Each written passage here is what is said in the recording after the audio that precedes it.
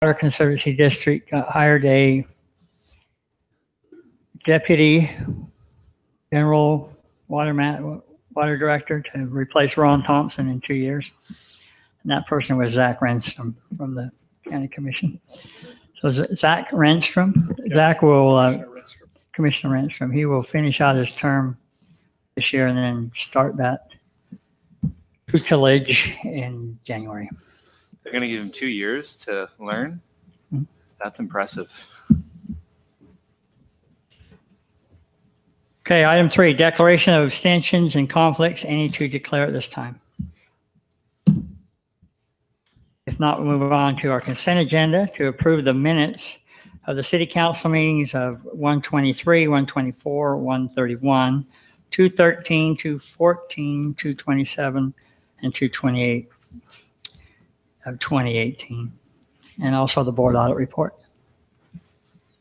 I move approval of the consent agenda, including all the minutes that you just mentioned and the board audit report. Thank you. I have a motion. I have a second. Second. Thank you. Motion and a second. Ward, aye. Clef eye. Granger, aye. Bellis, aye. Turek, aye. Thank you. Those are approved. Item 5, special event, consideration to approve a special event for Girls on the Run, Southern Utah, be held 5/19/2018 and 12/8/2018 at the Sullivan Virgin River Soccer Park. Applicant Melissa Miller. You here, Melissa?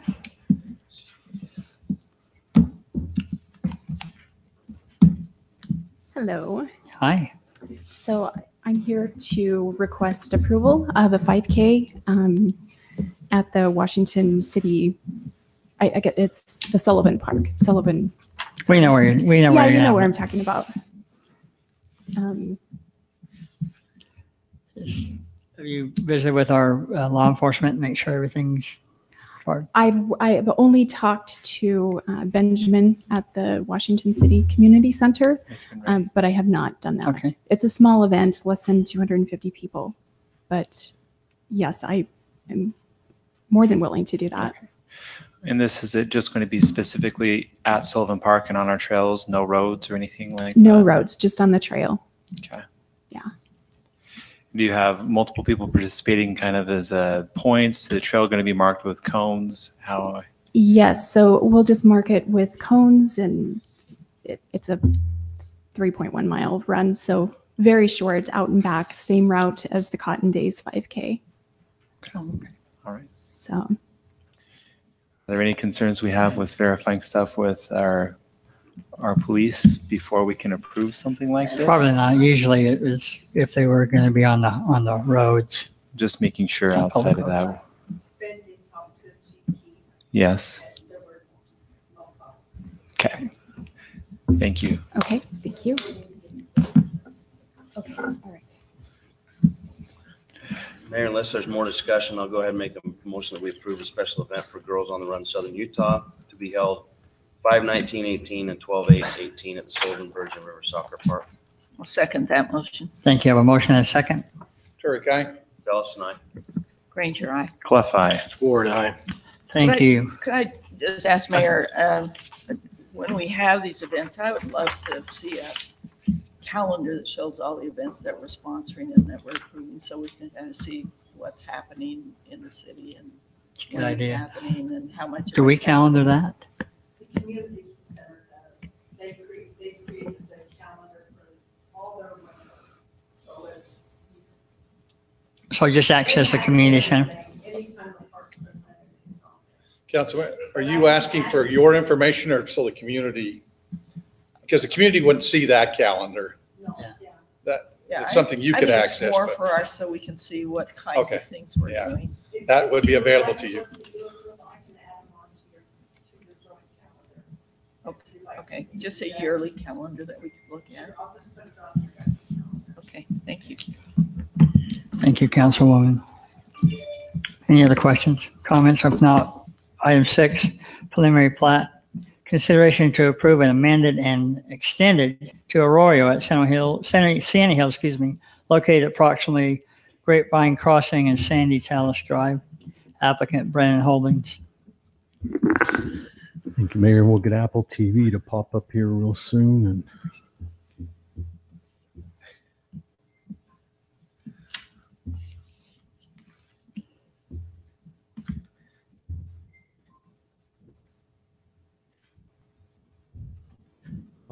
it's popping up and it says no internet connection. You guys having the same Got to problem? refresh it. Mine did that first, and I refreshed and it came back up. It's still, You're just not fresh enough. okay, let me try just one trick real quick, Mayor, if you'll be, Sure. usually if I go in and I turn off my Wi-Fi and then turn it back on.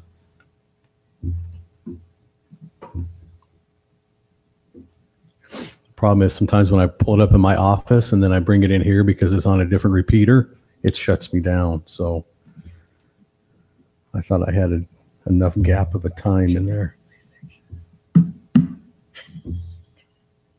Works every time. Okay.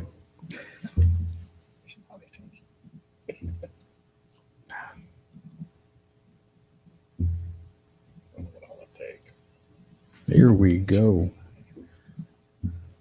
Okay, this application is for, as stated, an amended and extended preliminary plat for the Arroyo at Sienna Hills. This particular application is proposing 195 lots and the area coverage is 70.82 acres. Zoning is Sienna Hills PCD. This amended and extended preliminary plat approval request is in follow-up to the situation that took place a little over a year ago with the repair done to Telegraph Road, as you're all familiar with. The newly added earthwork done to the toe of the hillside encroached into the platted area of this particular subdivision. The city and Sitla worked out a deal to allow for the encroachment to take place, knowing that at a future date that the plat would be amended, and here we are today. The proposed amended and extended subdivision conforms to the approved zoning. The request meets the subdivision requirements and other city ordinances as it relates to this location. Staff has reviewed the request and recommends approval with conditions of the amended and extended plat as outlined.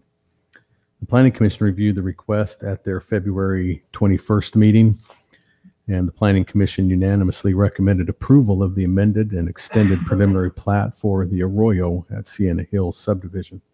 On to you, the City Council, and that's based on the original findings and subject to the original following conditions. So those stayed in place. We just had to end up moving the subdivision around and reorganizing it a bit due to that change in all the earthwork. So this is basically the north portion of it, and then your page 2 is the southern portion. What changed was this particular area down here consisting of lots 1 through 9. Also, they lost some of the lots that were here on, it would have been on this, I'll say that southeastern part of Sandy Talus running here. And so you'll see that one lot survived out of all the earth moving, and 175 was able to hang on. The rest of them, though, kind of bit the dust, so to speak. So they ended up rearranging this particular area up on this far end of the Sandy Talus Drive. And so again, we've been expecting this to come forward. Just it's now time that they're ready to move on this particular phase of the Arroyo. So we're amending and extending that preliminary plat, and I'll be glad to answer any questions the council might have.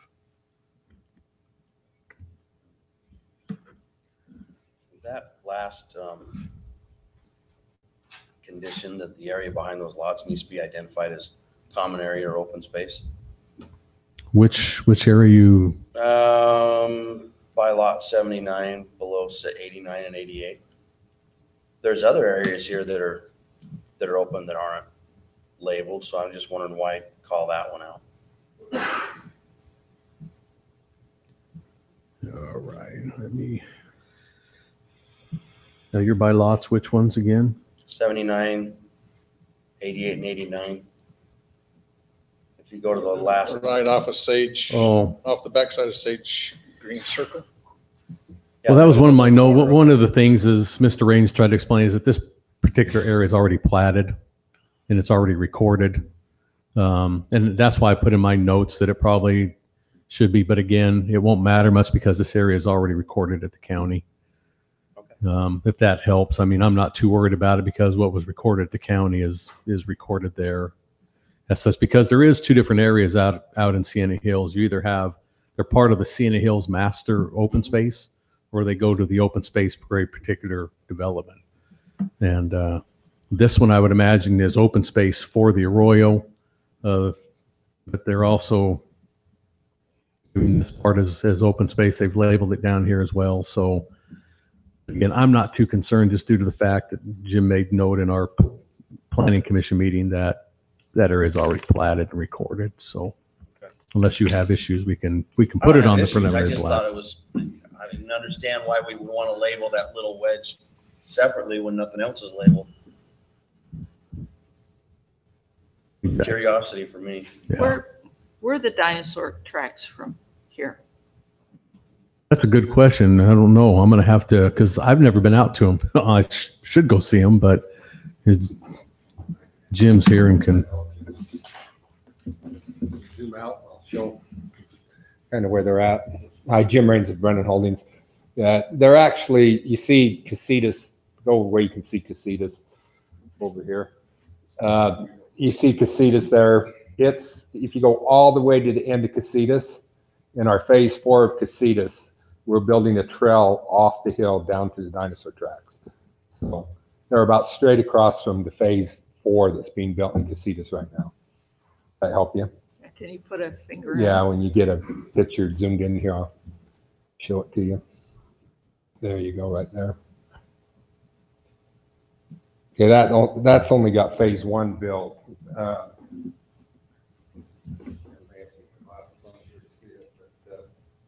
The dinosaur tracks are actually right here in this wash. So I'll show you. Right. Up there, yeah. See these white rocks right here? Mhm. That's the dinosaur. Huh? It's fenced, and we're going to put a kiosk there and build a trail to it with this last phase that Casitas 4. If you go out there now, you'll see the trail cut down off the hill, and you can kind of follow and get there if you want to go see it. They're pretty cool. Cool. Give you a line, here's the Arroyo that we're talking about right here. And then the tracks will be right up here. So, okay. And we'll be coming in with the master plan for all of Sand Hills 6, 7, and 8. And there's extensive amount of trails and those open washes and things that go down through there. In fact, Any parks coming in? we've not city parks, but we got private pools, clubhouses, and those types of things. A lot of open space, just like we do on the rest of Arroyo. I would say well over half of the remaining land will be left as natural open space. We saw a site for an elementary. The elementary school is done and they've approved it, and it's right in the corner of Arroyo. If you want to bring Arroyo up, we can show you what that's at. That's it right there. That's the elementary school. Churches. We haven't got any churches in our phase, no. There's churches, 2 churches right across the street down by our Ladera project. So when you replatted this, did you end up with more acreage or? We did. They added an Sites. area. I'll go over here where I can point. I can't point on that. You can see these lots along here was area 4C, which wasn't originally part of our development lease. And then when we secured the rest of it, we got that. So we added, that's why it's an extended plat, because these lots along here are additional lots that weren't on the original preliminary plan. We did lose we lost about 14 lots right through here because that road shifted quite a bit over this way, and then they realigned that wash. How do the size of those lots compare with the rest of Sienna Hills? They're exactly the same as the rest of Royal. They're about 7,000 to 8,000 square foot lots. There's 86 lots completed and sold, and there's probably 60 plus homes on those 86 lots already. We closed 56 in November, Tance Homes, and they built well over half of those have homes on them already. It's been a very successful, popular project. One at their parade home is down in that cul-de-sac. It's a very nice home, and it's sold during the parade.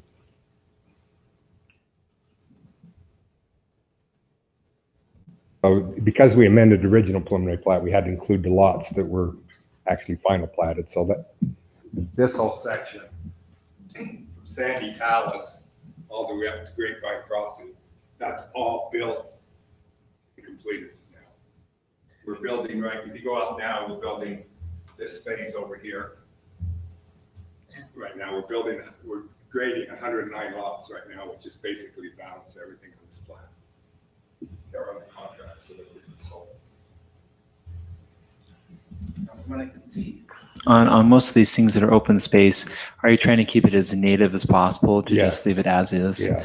I really, really, really appreciate that. I do love keeping that mark of our climate in our region within this development. So I appreciate the developers' push to keep that within their development. There's an unbelievable amount of wildlife in Sandy Hills if you hiked out through there. Yeah. All kinds Lots. of rabbits, tortoises, coyotes, about anything and everything you can dream of is out there. Will you be connecting to the bike trail that goes under the freeway? Yes.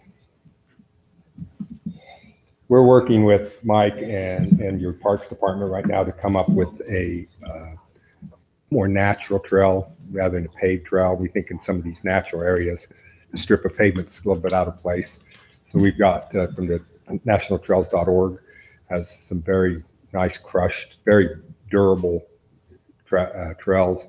We're going to be back and ask the city to adopt a standard for a more natural looking trail rather than just asphalt. It's not a bike trail, but Kind of like a We- Chet limestone crush. yeah, that Okay. exactly. And so we think that would make a lot of sense down in these open space areas. We want people to get in there and enjoy it, but we don't want to detract from it either. How much earthwork are you still needing to do in the area to We're moving 364,000 yards on this phase right now. It's a lot of earthwork to be done. There's a lot of, if you go out there, there's a lot of peaks, little ridges and stuff, and we're flattening those out, flattening those out and dropping them. In phase one right here, there's a narrow peak that ran along here. And if you go out there now, you wouldn't know it because we just dropped the peak. And that's why there's one row of lots, or one row of lots on both sides and open space on both sides. And that's what makes that project so popular, is because you're getting the 7,000 square foot lot, but in fact, you got nobody in your backyard, so it feels a much larger, filling for the lot. You running into clay or gypsum? There is clay all over Sienna Hills at a certain depth, and our project's been designed to stay at least 20 feet above that clay layer. There's clay everywhere. It's just volcanic ash, but we did extensive borings on the whole site, so we knew exactly where the clay was, and then designed our project to stay out of the clay. But there's clay everywhere, so it just depends on how deep it is, whether it's a problem or not. We'll make sure it's staying way deep, so it's not an issue. Partly why they've had so many PCD amendments out there is because they'll go and they'll map out a new area and realize where the play is and then adjust. If you remember our Dara project we just finished, which is a nightly rental project that Ivory and Coral Canyon bought down at the far, just off Sandy Talus. The mistake was made. They took a whole bunch of dirt out of there to build a road, and we ended up bringing almost 250,000 yards back in to bring it up so it would have sufficient coverage over the clay layer. It's an expensive mistake. Well, unfortunately, we didn't have to cover that cost. So. Reminds me of a road somehow. But yeah, there's clay everywhere, and the hillside. That's because of that happened that caused Telegraph to slough off. It's because it's on a clay hill.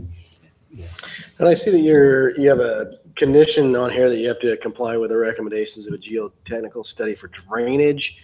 Have you done that work already? Yeah, we've done a comprehensive drainage study on all of Sienna It's a Hills. pretty busy area there. Can you maybe tell me a little bit about what you're doing? there is a floodway and a floodplain along this big wash here. This is the big wash that goes all the way up and goes under the freeway. There's a big detention basin that sits right down here below. That's all been mapped. When they did the hillside and realigned the wash, they had to go to government and do a LOMAR better map amendment. That's all been done and approved, and we're staying 100% out of that. So our project's designed, those dash lines you see up there are the FEMA flood plain line. And so all our projects staying completely out of that, so we don't have to amend that map again. Those lines, the DOSH data lines, that's the floodplain, FEMA 100-year floodplain line.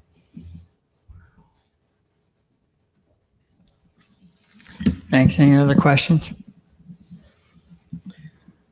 maybe just one for staff here. Just in some of these areas where we have a lot of grade level changes and we're ending up, I just noticed there's a lot of hillsides that just are left bare. They look fine for a couple of years and then pretty much they're just a field of tumbleweeds after a little while. Do we have any codes that address that for? Probably quick answer is no, we don't. We've hydroseeded, we've gone now to a dry seed mix to try to find something that will take hold. So we've seeded every slope we've got up there. We've had varying degrees of success depending on the seed mix, whether it's a hydroseed, whether it's a dry broadcast seed. We're hoping that the latest one we put out gets a little less tumbleweeds. Yeah, and I don't know if this was your project or somebody else's, but I just noticed that you could see what years by the amount of growth We of see weed. all our slopes. We're still struggling trying to find the best mix of seed application to get the best. The timing to put them on, and there's enough water so it can seed. We see all our And when you do some sorts of seeding, do you shoot for native species within those seedings, or you just whatever works? I'm not an expert on seed, so don't ask me what seeds we use, please. We've got a couple of seed mixes from the city. We've got one from UDOT, I think we got one from. So we're trying to, Right. piggyback on people that have done this for a while and find the best mix. So Thank you. Okay. Just curious. It was one of those things with the pioneer Isn't species. that native one called tumbleweed, isn't it? No. we Russian thistle, right? real successful raising tumbleweeds on this one. Well, no, all those different pioneer species, as soon as you remove that topsoil, I mean, one of the reasons why our area did so good for so long is that we didn't have invasive species. And now that we've connected all that fuel with all the different types of the little thistles and sages and stuff like that, we get a fire and everything burns up. So anything native is awesome. I was curious. Thanks for entertaining that thought. Well, that's what I was thinking with the tumbleweed. Some of it almost looks like a fire hazard by the time it gets up to 3-4 feet. Seriously. And we cleaned up two of the initial slopes and we seeded the consolidate first. Thank you. Thank you. You mentioned a large retaining pond. It's, we can zoom out. Go on to the next page. It's actually on it. It's right here. This big catch basin. Comes out right there. Is it large enough for a soccer field?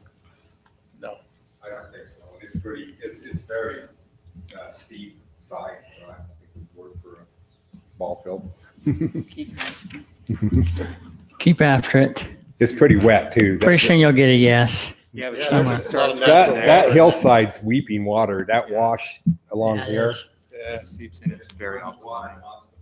There's a 2 foot wide stream that washes all year round. That Yeah. hillside, where of course the reason that slide happened is because it's clay and there's water in it, and that's not a good combination. Thanks, Jim. I'll entertain a motion. Yeah, Mayor, I'll make a motion that we approve and amended and extended to Arroyo at Sienna Hills, located approximately Grapevine Crossing and Sandy Tails Drive. Second that motion. I have a motion and a second. Sorry, Guy. Ellis and I. Granger, aye. Clef eye. Ward eye. Thank you. As approved. Item 7, final plats. Consideration to approve the final plat for the Scenic Sunrise Phase 4, located approximately 1650 South Sand Hill Drive. Applicant SS Phase 4, Inc. Thank you, Mayor. The applicant, as stated, is requesting final plat for Phase 4 Scenic Sunrise. This particular phase of the subdivision is proposing 15 lots, and the area coverage is 5.24 acres. The zoning at this location is the single-family residential 8,000 square foot minimum, referred to as the R18 in our zoning. The preliminary plat was approved back on September 17th, and this is not a misprint of 2003. This is just the last phase of this particular subdivision. Take a while to get here finally, but it has. Staff's reviewed the requested proposal and finds that the proposed final plat conforms to the approved preliminary plat. The Planning Commission reviewed the request on their March 7th meeting last week.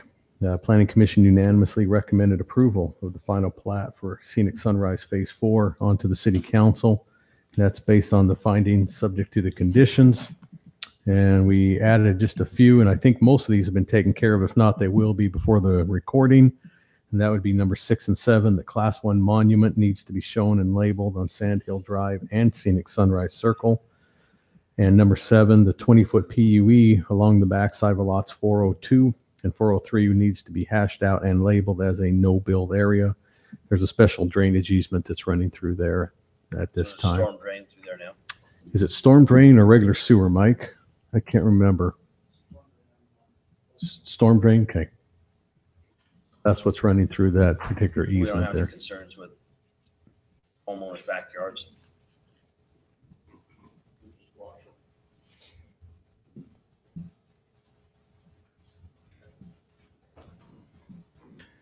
That I'll be glad to answer any more questions the council might have.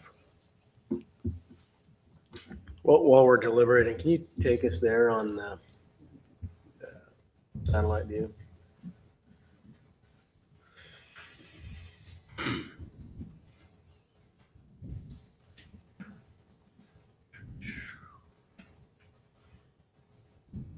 Too far south.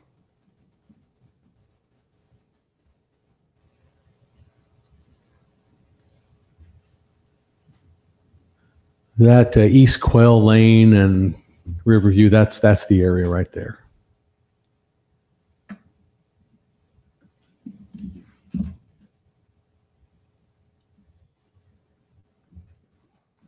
Borders industrial on that north kind of northeast boundary right there, and then the rest of it is part of what current Scenic Sunrise development is. Drainage out of those mountains, out of those hills. I guess you've managed that.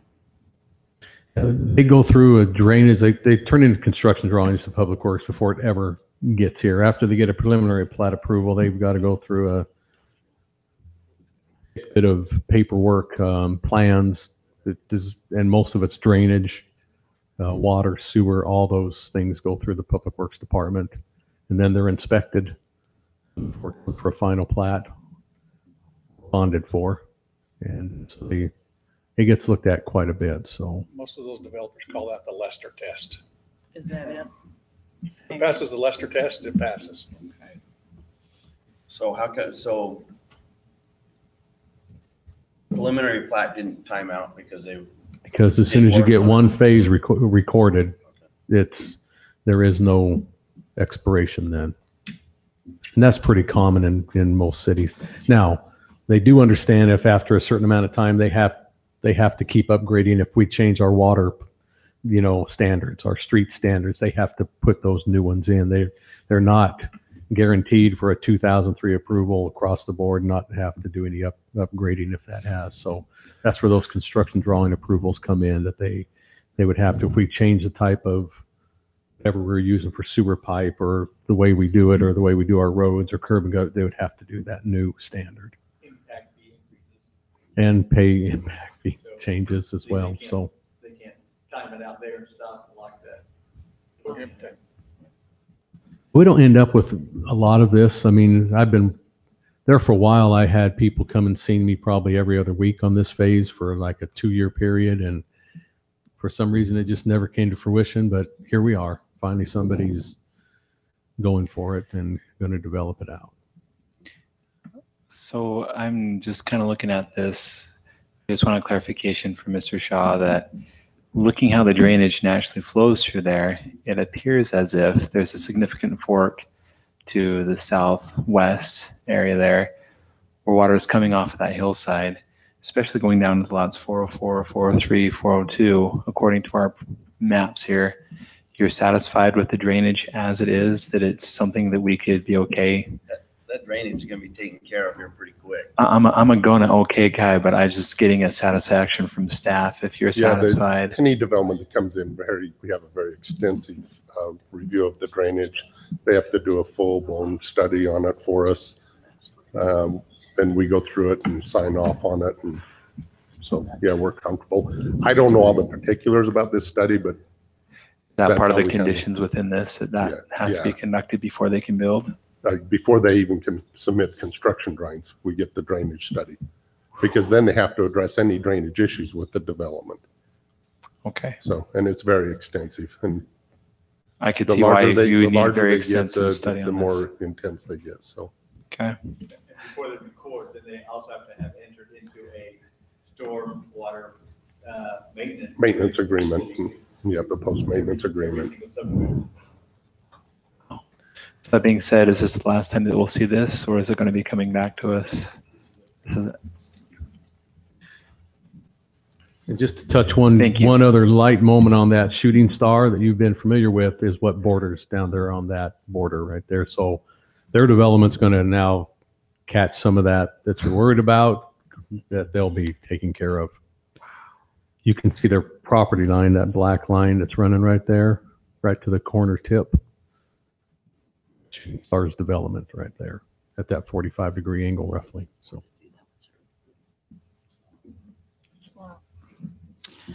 All right, any questions additional for Drew or for the applicant? Now I entertain a motion. Mayor, I'll make the motion that we approve the final plat for Scenic Sunrise Phase 4. Second. I have a motion and a second. Ward, aye. Left eye. Granger, aye. Phillips tonight. Turek, aye. Thank you. That is approved. We'll move on to item B, consideration to approve the final plat for Brio Phase 2B located approximately Rialto Parkway and Villa del Sol. Applicant Jack Fisher. Thank you, Mayor. Again, a final plat request. This particular portion of the Brio development is proposing 27 lots. The area of coverage is 8.074 acres. The zoning at this location, of course, is tied to the Brio Planned Community Development, or Brio PCD. The preliminary plat was approved back on January 8th of 2014. Staff has reviewed the requested proposal and finds it conforms to the approved preliminary plat. The Planning Commission reviewed the request last week at their March 7th, 2018 meeting. The Planning Commission unanimously recommended approval of the final plat for the Brio Phase 2 subdivision. On to you, the City Council. That's based upon the findings and subject to the conditions, and these just have the standard 5 conditions that we have with all final plats. I'll be glad to answer any questions that the council has on Brio Phase 2B.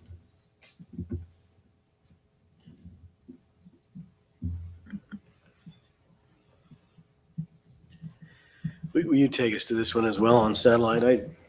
That one's going to be a little tougher tougher to find, but Yeah. we'll take a crack at it because our images are so far behind. But I got it up. you want to? Why don't you override me? And I mean, I'm So close we'll right figure out here, how to do but it.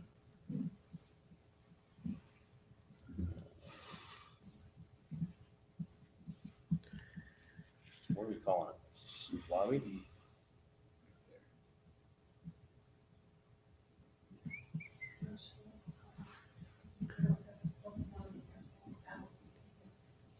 it's called Council TV.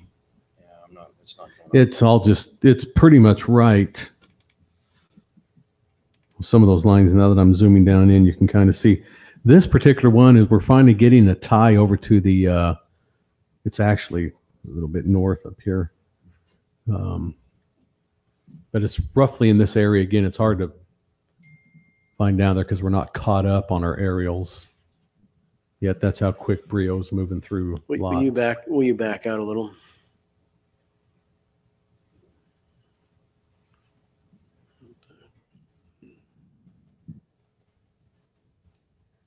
The area that's graded is the phase just south of this one.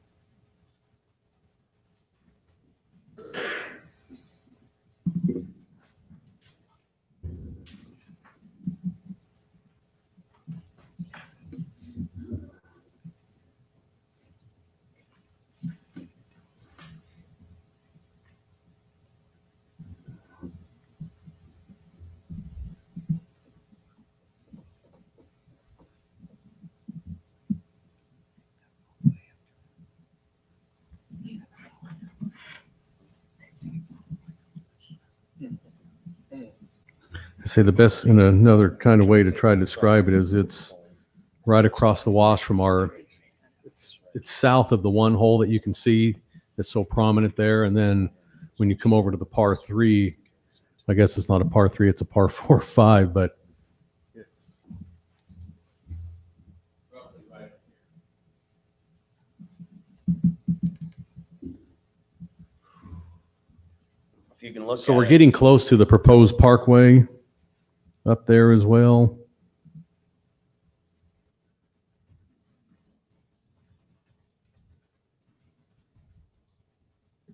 Shows on this map that right next to it is the golf course, but that's got to be.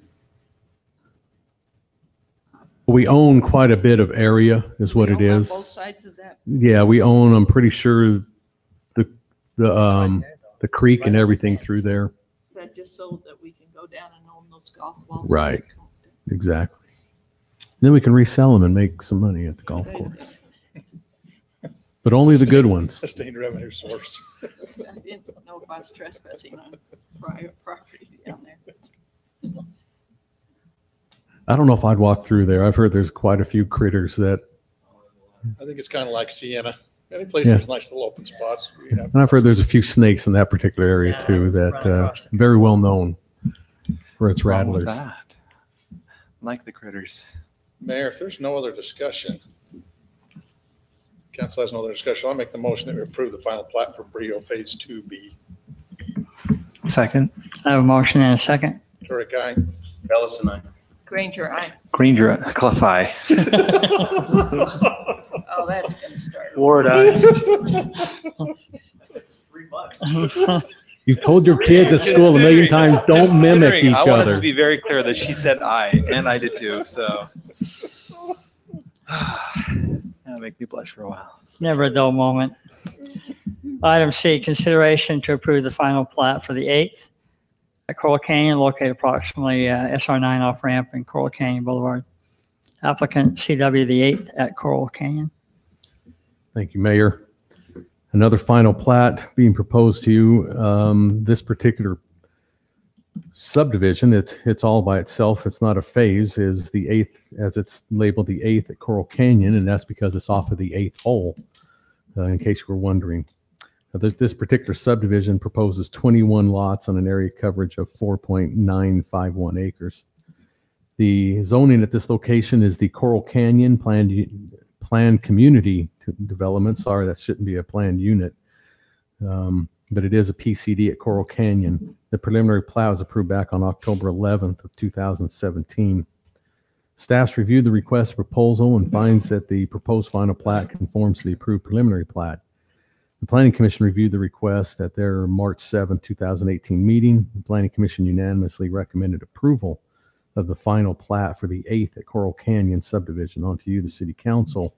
That's based on the following findings, subject to the conditions. Now, there was one extra note on here on the conditions that was to add a general note. We're going to try to do this on future vacation rental subdivisions, that we're going to add a note that says that, you know, all owners be aware that you are in a vacation rental development, just to have it on the plat. So when they go through and buy their, even though they know, because most of them are buying because that's why they can do it, but we're still going to start putting that note. And the Planning Commission had a great proposal last week that part of their motion was to add a condition number 6 to put that note on. So we're going to make sure that note number 10 is added onto this development, that they are living in a short-term vacation rental project. Now, today at staff developer meeting, the particular developers here came in and had a slight change, but thank goodness this is one for the better. This particular area, you'll see right here with the parking, the visitor parking, they actually have added more parking on this street. So I do have that page 2. I finally got it printed. I normally don't want to do this, but I'm going to ask Denise to go to Elmo.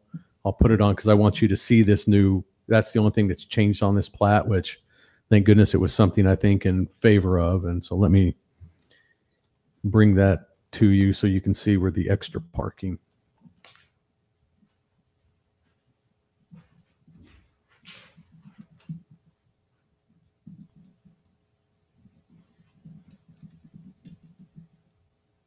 So this particular area at the end of the rose circle is now, you can see they probably added 5 or 6 extra parking stalls, which I applauded them for and thanked them. And so that is the only change that popped up, and I felt good about accepting that. I just wanted you to see it and have it as part of the reflected on the minutes that we did. They ended up adding these extra parking stalls, and that's all that's different on their plat. Are these big enough for the toy haulers? I know one of our concerns with short-term rental has been that there be This parking. one we already made sure they had them. That's what those 4 stalls are right there for this. And those are twice the depth. And so that was one of the things we made them do on their preliminary plat. So that's for the toys right there. Do we have a standard we're operating from yet? How many per?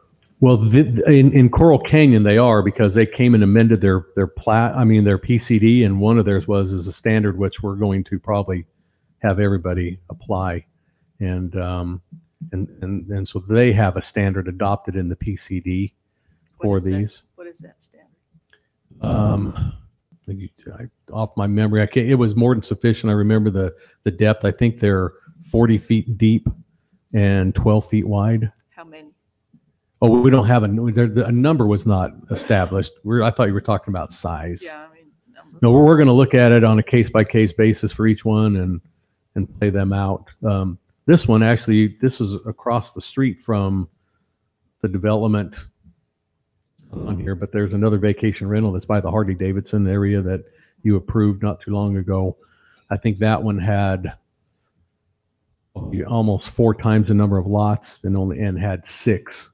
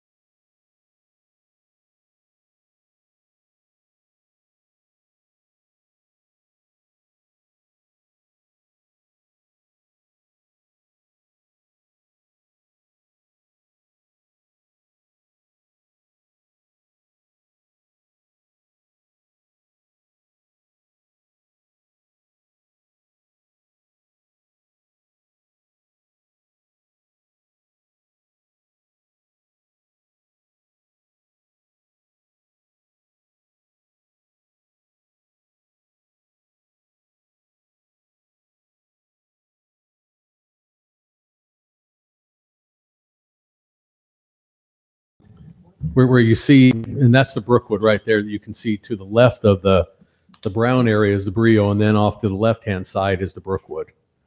And it's right there next to the gorge, right south of the Dixie Montessori School. It's two road names that are lined out. It's right there. Is that detention pond big enough for a soccer field? If you're playing with, little kittens could play soccer in it maybe and have a great tournament, but that's about it. Kittens? That's how big. It's not a very big detention. So I'm saying, Have a chance. no, or maybe a one-on-one soccer tournament might go well, or two-on-two maybe. But No, you they didn't understand want- Do not disturb it. They said no disturb, and no disturb means no disturb, I guess. But I'm not going to quit. that's fine. You're going to get one too. Area. Yeah, I'm working. You are.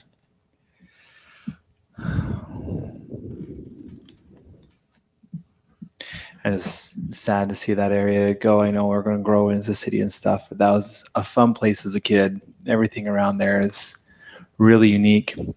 I'm grateful to see how we develop around that wash, because shade and water is one of the unique commodities of our desert. I also know there's a lot of, Native American stuff up in there. There's a lot of natural wildlife. I appreciate the efforts to keep a lot of our rocks and stuff in there and faces. I think it was respectable on their part to try to do something to keep an identity of the area with all the homes going in. I'm excited to see how this subdivision actually pans. It's in a great location. It'll be, those homes along the backside will be happy homeowners right there, I think. So If we're gonna go through the trouble of putting meets and bounds on this dashed area, I just soon have a note on it that says refer to such and such meets and bounds, or that anything outside of this is no disturb, or some sort of a note reference right there on it. Because a lot of times you gloss over the meets and bounds. Have one thing that ties to it on the actual column in that area. Do you want to show that as a condition? I'm not sure quite what, because they're going to put it right on the plat, where that is. It's already cut in. If you drive back there, you can see the road that kind of comes down, the detention basin's down there. It's all in place. So, everything else is left native. And it's the only thing that you can see cutting down the side of that hill. And then you can see the pond down there. So, and I think they'll only get in it on an average once a year, hopefully. Or Mike, how often do you look at detention? Once a year they get inspected? That's So fine. hopefully that's It's already all cut that. in, I'm not worried about Yeah, it. it's in. Any other questions? We ready for a motion?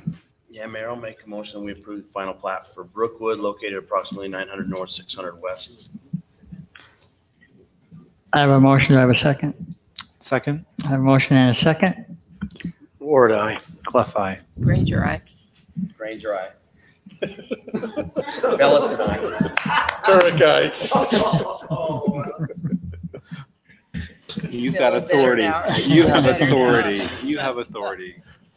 That was approved doubly. Item 8, amendment plat conditions. Consideration to request to allow a temporary lift for subdivision approval condition number 11, Warner Gateway Phase 2. Only 30 lots will be able to apply for final plat status and be recorded until the time that alternative ingress/egress roads are made available through development to either the north or the south boundary lines of the subdivision. Jay Rice, JAR Development. Hi. Hey, Rice. So, have you got the other drawing that we emailed in? Oh, really? It's the one that has the two options on the north and the south end.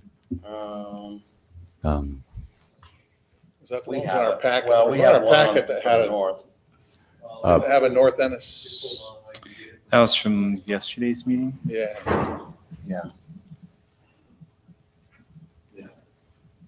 Thank you. Anyway, we've worked on this for quite some time on both ends of that and getting the egress and ingress into our subdivision there. And we felt we've gone to the BLM.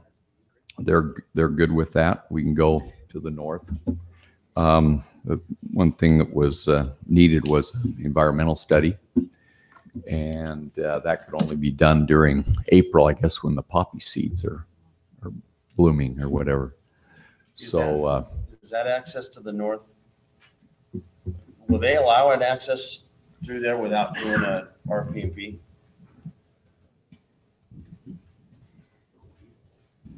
Probably would. I mean, because they're dealing with them directly. It doesn't come to a city entity. So if they're looking, so they'd be dealing directly with BLM. Okay. Because the other example here shows a park up there. And that would be. Yeah, that would be. I think that was some of the. That we would come. The city would have to come in and do that. Yeah, they discussed that. I think it was mainly Washington, that the city, that wanted that, if we were to go up there, but BLM. At some point, we've talked about doing something with the whole parcel down there, but it would have to be on the, what do you call it? The city's master plan. Yeah, master plan, and we have to budget for it and You everything. mean when else. it's developed up in there? Well, there's If we're time. planning on doing some improvements to it as a. Yeah, if the city went to go get that ground, there's timeframes that are associated with it. And so it's just not in our plan at this point. So what's the BLM? So the BLM's told you that they'll work with you, Yeah, but you They have did. to go through the environmental, which April is the month of. right. And they even said that we might not have to do that now. The new field manager that's there, Mr. Rick Tripp, we just met with him last week, and he said there's a good chance that they might not require it now because of the environmental studies that were done with the Southern Parkway along there. They're pretty certain there is no poppy seeds in that area. They believe it's east of the highway. Yeah. That's kind of what we've understood. Referring to the bear claw poppy. Okay. So we felt, that in talking with the developers of Stookie Farm, that there was a good chance of working out something there, and we thought something would come sooner than later on that in that area, but we haven't been able to reach a agreement on that. So we've gone to the fire department and asked when Jim was in, everyone kind of deferred things to Jim Gwynn, and he was fine with it 3-4 months ago before he retired. He says, no problem. We're good with that. In fact, they went in and did research on the actual codes and so on. They found that there's actually nothing in there that requires that the 30 lot limit. There is nothing in there that actually states 30 lot limit. You have to have two accesses. So we met with Chief Evans, and I hope he's here tonight. Sure. Yeah. And I think he's got something maybe to say to this. We'll visit with him in a minute. Oh, okay. You give us everything you want to give us, and then we'll inquire of him.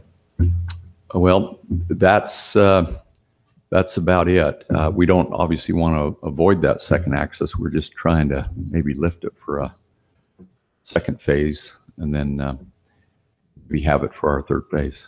We could. So why don't you want to go to the south through Stookie? Well, that's fine with us. They've asked that we put in a complete improved road, curb, gutter, sidewalk, obviously utilities and all. That's probably an expense of about $300,000 or $400,000 in doing that. So, And then the north road, you say you wouldn't need to put that in for? no, we just need the required 6-inch of road bed into there, and now we've even got an easier way out there, or closer way out into the southern vistas, which is being developed right now. So we could take it there, which would be about half the distance.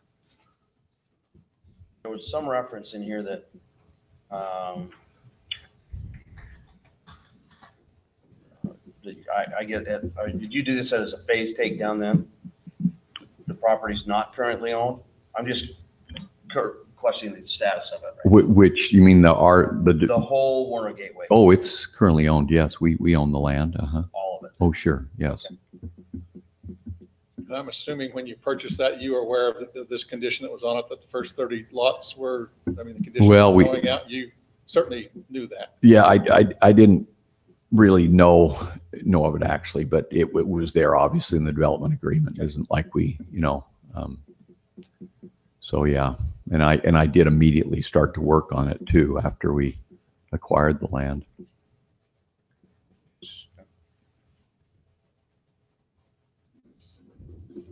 Any other questions? I don't for the developer. I'll Okay. talk with the chief. Might in a minute. But. Okay. All right, Chief, come on up.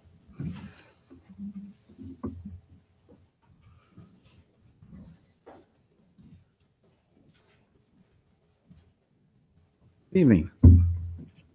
Now, obviously, we had a little bit of a change in the middle of this this project with our fire marshal retiring. So I have done some research on it and tried to come up to speed. We had a meeting just a week ago to get an understanding of where it was and all that good stuff. A couple of clarifications. First, the code absolutely requires, it is a 30 lot requirement, and it requires an alternative access. Does the code from there does give you some options, so to speak. It really talks about something that's an all-weather, it's a drivable surface, those kind of things. And we have since really adopted that to be something around 6 inches. That's really what we've been told. Engineered-wise, will support the weight of our equipment as well as traffic, of course. So 6 inches of road base. Compacted road base. So 6 inches prior, then it's got to be compacted and to obviously a nice drivable surface. So I know those that we've done in the past, that's been the requirement. We call it the all-weather, whatever. Yep. I mean, it's got a term to it. Absolutely. And there was a period we were requiring some rotomill, which has really been pretty tough to get. And actually, as a state, they've really kind of changed some of that and asked that not be a piece of the requirement. And that's something that we changed a number of months ago as far as that goes. If they'll put that road base down and compact it, it will work for that alternative access. So in the code, as far as the fire code goes. Thank you. You bet.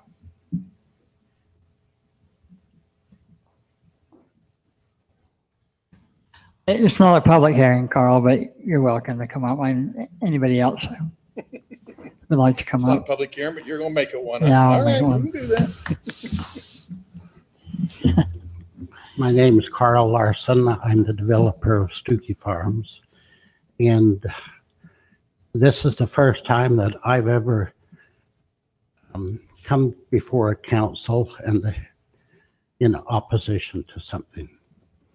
And quite frankly, I am in strong opposition to this change because at the time that, and most of you, I don't think were even on the council at the time, were you?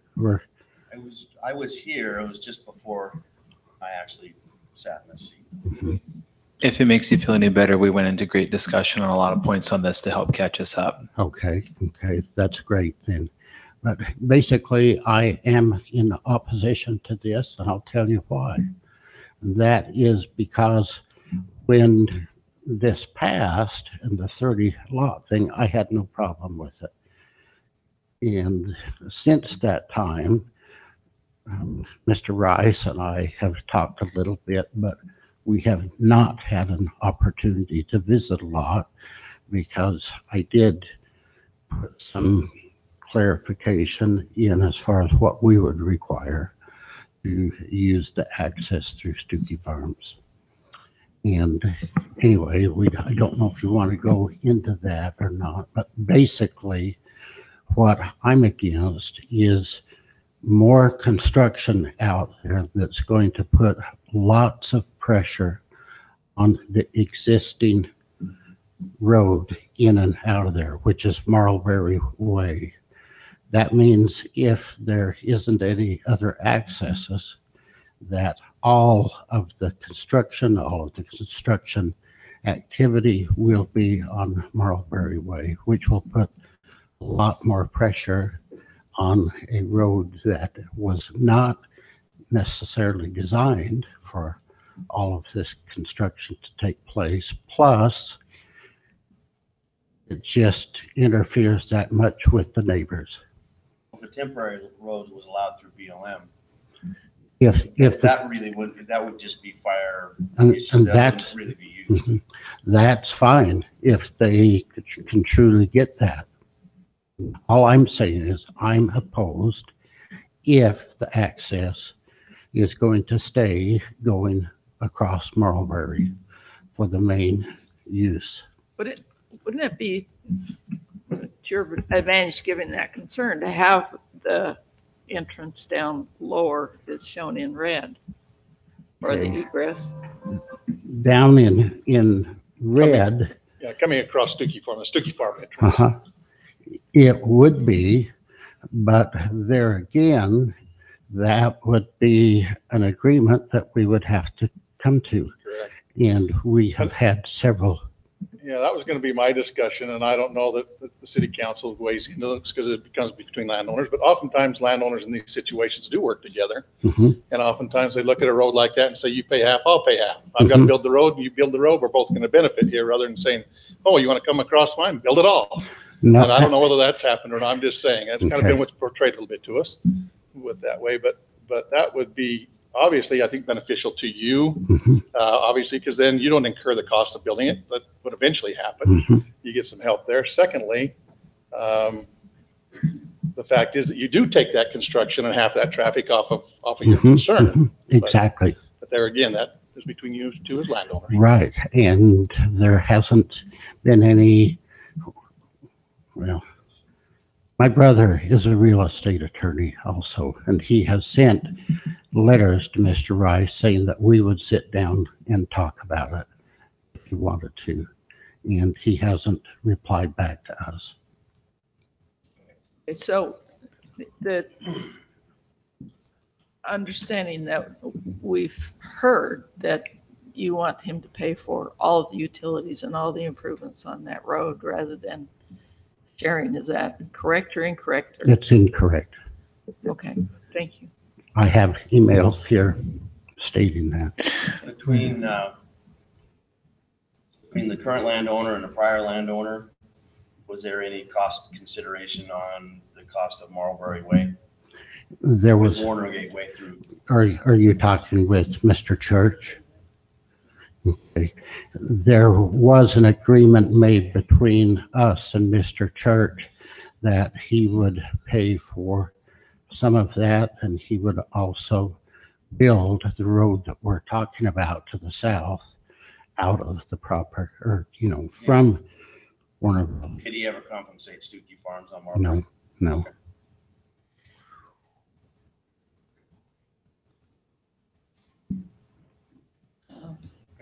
Hey. Okay. It Thanks, said Carl. that is between private owners, but it would certainly Exactly. resolve the traffic issue for you and their need for another. I road. agree. So- I agree with everything you're saying. It's just that this consideration was put into the binding agreement that was signed between Mr. Rice and the city at the time, that it would be 30 lots maximum. I think That- the agreement was between Mr. Church Correct. Yeah, and the city, wasn't it? And then Mr. Rice bought. I'm just I verifying. that's who it was. The original was Mr. Yeah. Church. It was mentioned in all of the meetings that Correct, yeah. I went to. Yeah, that purchase took place after it went through this process. So that's why I just wanted to make sure he was aware of it during purchase time, which he said he was. Thank you. Thanks. Thank you, Carl. Mention a few things. First of all, I have sat down with Carl and David on at least 3 or 4 occasions in their office, and we've discussed this exit for 18 months, thinking that we would have an agreement. Came down to where I got an email from David 4 months ago, which stated that they want me to pay for the entire road, curb, gutter, asphalt, and everything. So I've got that email.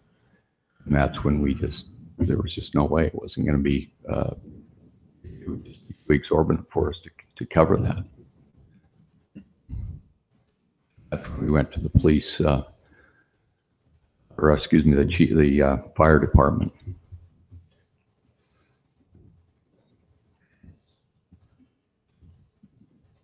There's also. That's kind of why I asked about if there was any cost sharing on Marlbury. You know, if Marlbury was improved fully at Stuckey Farms cost, then I could understand why they'd say, hey, we improved this, you have the use of it, you improve that, and we'll have the use of it too. So, fair. Most developers, and I've been developing for 40 years, we all know that no one's going to pay for my road going into my subdivision. I've never been compensated once, and I probably had over 100 developments, millions of dollars, and not once have I had a neighbor of mine ever compensate. Never did I ask him, because it's just an unwritten rule that you just pay for what's in your subdivision. And if they get to go across it, they get to go across it. It's just the way it is. Well, most times in our preliminary plats, where we plat them, we stub those roads so the future landowners connect on, and that's part of our planning process, is to do that. Exactly. On Marlbury, by the way, there's 10 homes, 5 on each side of that road. So we're not talking, 20, 30 houses. We're talking 10 houses. And we would love to go to the south, but we can't do it and pay for that entire road. I mean, we've even asked Carl if they would sell us the dirt there. We take that dirt, that big pile of dirt there to the south, and chop that down and make that temporary road. But you understand, we also can't. No, I know that. That's why I'm not saying anything about it. I'm just telling you that I don't want you to be misled here. We've worked on this tirelessly for 18 months. It's been a long time. Now I see now we've reached the point where we just got to move ahead with the north then, and we can do that. In our discussions, there's no problem there, but we just need a little more time to get that done. I don't think it'll take us more than about 4 or 5 months to get that all done. The BLM has told us 6 months, but they've bringing on a new person on staff that's working with these applications now. So it's difficult for me to see why you need this consideration if you're going to go ahead with the road to the north. We just need time. That's all. We just need, and we're just asking that you'd maybe put that stay or lift it until the third phase. That's all. Difficulty for me is we've got our fire chief here that says there's an issue for the fire and the code and the conflict there. So I must have misunderstood what he was saying, because I was getting it through my engineer on this. So I don't know. I didn't. Yeah, the code states 30, and that's something. This isn't the first subdivision. We've had several of these for this very thing, and 30's always been that number. That isn't an arbitrary number that we pick out. And that was, like I said, we had this on our agenda last night for our workshop, and would have loved to spend a little more time with you. We were hoping you were going to be here, but that was some of the discussion that we had. Is basically this isn't. You're not the only one that's been in this predicament, and that reason the number is because code says it's that way, and it's for the safety of those residents that are in there. As part of that. So, with a point of clarification for me, I appreciate the discussion. Those who have come and attended on this, it appears that just you would, at this case, pursue the BLM option. You're looking for more time and to give you the time to develop that, and also recognizing that when you purchased this, there were some conditions that it was up to 30 lots, and then at that point or previous to, you needed to have a secondary access. Both those things are kind of where you're at right now. just clarifying for me, this is interesting. It's unfortunate for me that we've, because Jim Gwynn was definitely on board with this all the way.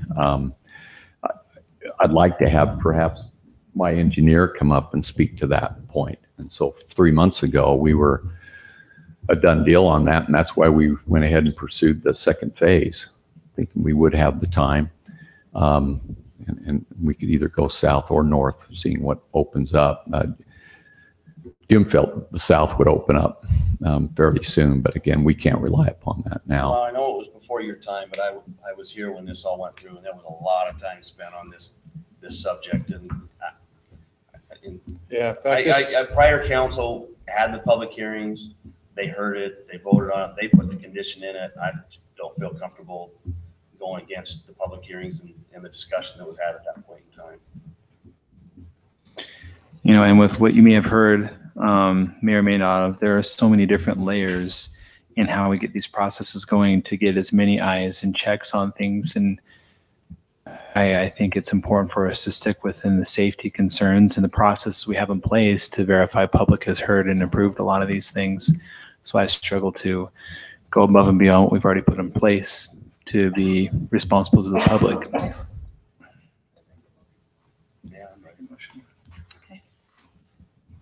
Any other questions? Thank you, Jay. If you're ready, Mayor, I'll go ahead and make the motion that we deny a temporary lift for subdivision approval condition. 11 Warner Gateway Phase 2, that only 30 lots will be able to apply for final plat status and be recorded until the time that the alternative ingress egress roads are made available through the development to either the north or the south boundary lines of the subdivision. Second. I have a motion and a second. Turek, aye. Ellis and I. Can I ask for some clarification? If they put the road into the north, it's not with all of the additional things that would have to happen to the south. That is curb. No, that gives them their second Just the access road. and it goes forward at that Just point. the road.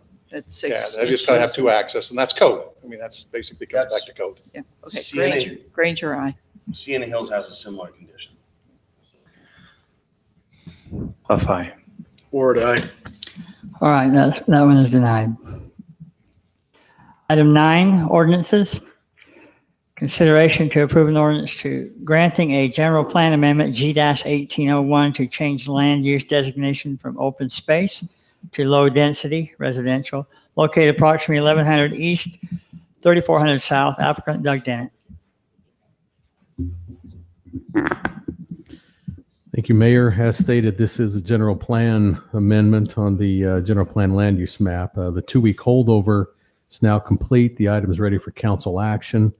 Just to bring back to you, the Planning Commission reviewed this on February 7th of 2018. They unanimously recommended approval of the proposed G-18-01 to amend the general plan land use map as outlined, to go from the open space to the Low density. it's low density. Sorry, because we were going from very, but it is low density. So glad to answer any questions that you might have had in your 2 weeks. Just want to bring back up that the discussion was had that even though we're going down to that lower density, that it would be brought in as an R112 and not an R110. So I want to make sure that that's in the minutes of the motion.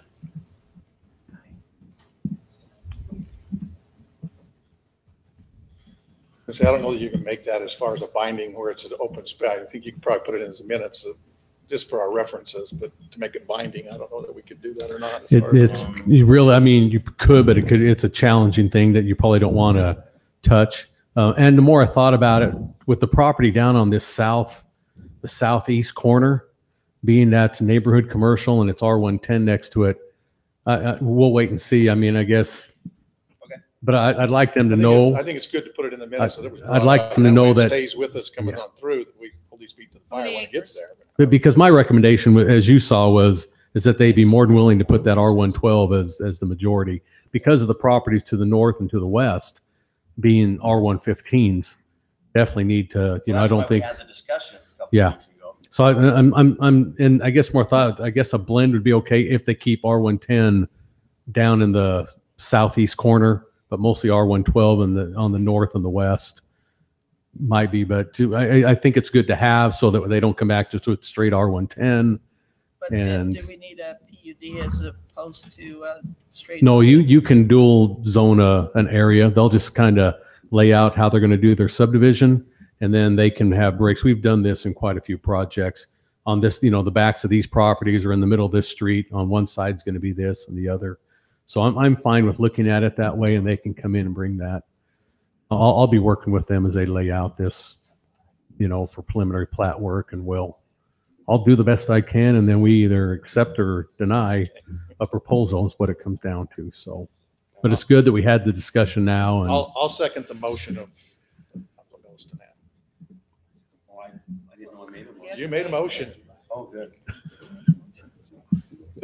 I just said I wanted. Did he make a You motion? made the motion. All right, good. she'll turn it into one. It was close. It was. I know where you're coming from. Okay, we have a motion and a second. Turek, aye. Bellis, aye. Granger, aye. Clef, aye. Ward, aye. All right, that's approved. Item 10, setback relief. Consideration to grant a request for relief of a side yard setback located approximately 1874 South Camino Real. Why did we put this clear on item 10? Yeah. Thank you for waiting. We wanted him to stay through the whole meeting again. We didn't Want you to feel like we just, We try to keep these things, Mayor, out I of as know, much. I'm just giving Denise a hard time, actually, for that one. We go ahead with the motion. Yeah. Do we need to discuss anything else? I have nothing to discuss. From last night. Did you pick, Yeah. did you pick out the right colors? They were working on it today with. So Mayor, I'd like to, just because these are these special requests, and Right. although we talked about it last night, that's gonna Won't be be a on part of the the record record for this. today. Yeah. Because I think part of what we talked about is when these issues do come up, we want to set some type of not necessarily a precedent, but some type of a standard for which they're being reviewed by the council when they come up. And you all kind of elicited some specifics such as, it wasn't intentional, that it wouldn't necessarily harm the intent of the reasons we have setbacks, that there's a number of items that you listed as being factors that All right. You let's guys see. are important. I'm going to try. Okay. I move approval of the request, thinking that this is a cause for relief for several reasons. One is that the home next door has considerable additional land in between the two. Both our inspectors, the builder, and others did not catch that this was an issue because of some zoning confusion. For those reasons, and the degree to which this building is already built out, because these seem like really good neighbors. Could you add that the neighbors have consented? I think it's important that the neighbor. Yeah, has the not- approval of the neighbor, I Yeah, think, is consented huge. it. Okay, so for all of those reasons, even though that neighbor doesn't choose to sell some of the property, and that has also been attempted, that we move approval of this request. Councilwoman Granger, do you mind if I? Do you want to add to that? Clarification to Okay. the motion that there will be a deed or something recorded against the property stating that it's been through this process. I would say that That protects I would make them that, I so would make they that know condition be it's- that prior to issuance of an occupancy permit, that restricted covenant recording needs to be done too, so that we don't, so it doesn't get occupancy. I just want, for down the road, I wanted Sure. to flag up, hey, Yeah. it's been approved. Yeah, I think. So yeah, if y'all somebody did brings say it up, that. says I your agree. setbacks are screwed up, he doesn't get caught in No, I agree. that situation. Right, I agree. Okay, I accept that addition. And I'll second your motion. Motion and a second. Ward, aye. Clef, aye. Granger, aye. Bellis, aye. Turek, aye. Thank you. Thank you very And much. thank you for hanging around. Thank you. We appreciate it. Yeah. Good luck with those You guys have a good colors. It's an odd way to meet your new neighbors, but welcome. to the city.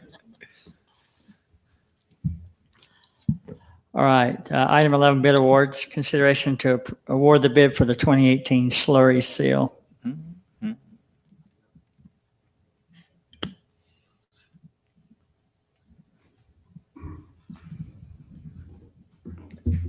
Thank you, Mayor, Council. On March 18th, we publicly opened bids for our 2018 slurry project. Had 3 bidders on that project: Intermountain Slurry Seal, American Paving, and Morgan Paving. Our low bid on the project was Intermountain Slurry Seal at $342,696. And where's that going to be? $342,696. Where's that going to, where is that going to happen? All over town. All over and, town? Yeah, I believe that we provided a map a little while back. Okay. Yeah, I think you're right. If I didn't. That's right. You did. No, you did. My mistake. Now from everything, will this hopefully keep us where roads are kind of like in a 6-year maintenance thing? I mean, I think this is 6 to 5.5 year range is where we're at. So we're getting down more into that higher. This is a smaller project than we normally do because we're actually doing a very big chip seal project this year. So we don't normally do chip seals, but just because of the mess and the cleanup. But we're going to be doing areas that don't have curb and gutter, landfill road, desperate need of a treatment. So we're going to be doing a chip seal on it, and we're working with the county. They're going to come and lay it down for us, and we're providing the materials. And in return, we're going to haul chips for them to sites that they're working. So a good working team effort relationship with the county. Great. I told you I've been called up about chip sealed roads. And as people have yelled at me for it, it's like, well, it's St. George. That's how they do their Right. roads. Yeah, And when I explained where the border was, like, oh, those roads over there are great. I believe the last chip seal project we did was probably 2002. It's been a while. But with curb and gutter, chips just don't work because the chips fill the gutters, they roll on sidewalks, roll into landscaping areas. You're constantly sweeping, and that's a real wear item on a street sweeper, sweeping chips. So we've got some really good projects that this was going to work out really well for us on chipping. So that's why we're moving ahead with it. Great. If there's no other questions, Mayor, I'll make the motion that we award the bid to Intermountain Slurry Seal for our slurry seal project this year for $342,696. Second. I have a motion and a second. Ward, aye. Clough, aye. Granger, aye. Collison, aye. Turek, aye. All right, thank you, Mike. Thank you. Need a report from your assigned committee. Mayor, I've just got a reminder. I think all of you got an email from the MPO about the UDOT meeting up in Springdale on Friday. This is the commissioners, UDOT commissioners meeting. So it's all for the state of Utah. These are the guys that decide where money gets spent for UDOT. They're down looking at our projects for the hotspot funding for Zion National Park and that corridor. I'm not going to be there, but most of the other mayors and whatnot are going to attend. And they encouraged there is an open mic meeting and would encourage anybody there to certainly get up and. That's Friday, what time? I think it's Friday. It starts at 8:30 in the Springdale? It's in Springdale, and I can't remember the motel. No, it's in the motel up there. Yeah, it's one of those. I can get it for you. No, I got it. I've got it too. I would encourage anybody that could. What's that? Springdale's under construction. Yeah, they are. Very, very, very. But this is part of, we're in the running for that hotspot money, trying to find some funding to help us with that corridor, Zion National Park. And this is part of talking about the transit system between here and there and some of those I things. think So they ought to park over on exit 13 next to all of the that's, buildings. well, there's been some discussion of putting a hub there. So anyway, I'll report that. Thank you. What's this Tuesday, March 20th? 9 a.m. to 11. UDOT annual visit. That's The one over at the county building that they just do their reporting, and that's just the UDOT, our local UDOT people. Okay, all right. This one is This one, Nagy. if we want to favor. Yeah, these are the money guys up here. These are the guys that decide where the money gets spent. Nagy Zanati is our representative from Southern Utah. That's right. Okay. Part of that. I just liked. Yes, in Springdale. Board meeting is there. The board is, they're in Southern Utah for this meeting. Yeah, they are the money man. So maybe that's a good thing. They're That they're they're actually doing coming in a day early, People- spending a day doing a tour of those proposed projects that we have out of Augusta Mesa, Gooseberry Mesa. So kind of getting a feel for what whole Southern Utah problems are down here. Because Nagy reports them and these guys don't understand what we go through. They Okay, drive but on the Springdale Gooseberry, traffic, they'd understand. they'll understand. Okay, I have a couple of Absolutely. things. One is I went to the planning commission and there were three of us there. And I was sitting in the back and the two representatives were sitting up in front. I need a way for that to be okay. I don't know if we can clarify the rule if we're not sitting together, if that doesn't constitute a meeting between the three of us. I'm sorry. Well, I'm trying to get your, I saw Denise I'm trying to get your Biggs' condition deep sigh. recorded already. What's he saying? I know, I heard, I did hear it there.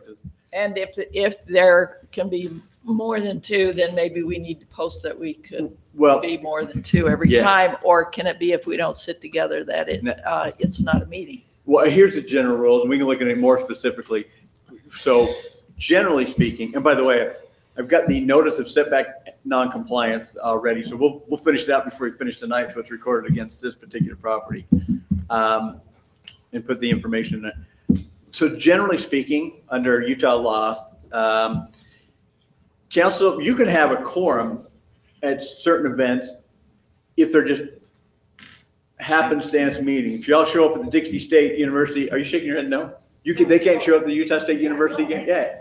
So if you just happen to meet, if you happen to be there, if it has nothing to do with anything else and you just happen to be there, nobody's going to challenge it. I mean, small communities, sometimes you wouldn't be able to have the Christmas program at the local elementary school without having a quorum show up. Got all that, just So that's- specific to the. Let's planning get right commission. to it, yeah, on those.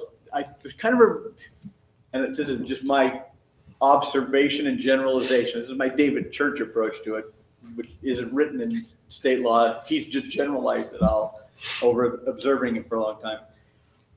There's probably a reason we select one person to kind of be the liaison person with your planning commission and city council, because it keeps a good connection. It keeps the information flow. It keeps somebody there that planning commission feels like they have contact with city council for general stuff that's going on. To the extent that you have separate bodies, planning commission and city council. In fact, the city council is the one that selects the planning commission for giving recommendations. The general philosophy for doing that is the fact that you've given them assignments what to do for your planning commission. That's what they're supposed to do. If you're going to have 3 or more people show up at them anyway to listen to them, well, what was the point in even having the planning commission kind of in the first place? You're there and hearing every issue. The additional problem that comes up is, let's say that wasn't even a problem. Let's just talk about the legal problem. Well, here's the problem. Here's the legal problem with some of these. Some of them, you're the land use appeal authority, specifically under But Utah in law. that, aren't you making the argument for greater presence with it, to greater knowledge of what went on? I No, mean, as because you're the opposed land to, use authority. as So opposed to you're- just having read the minutes.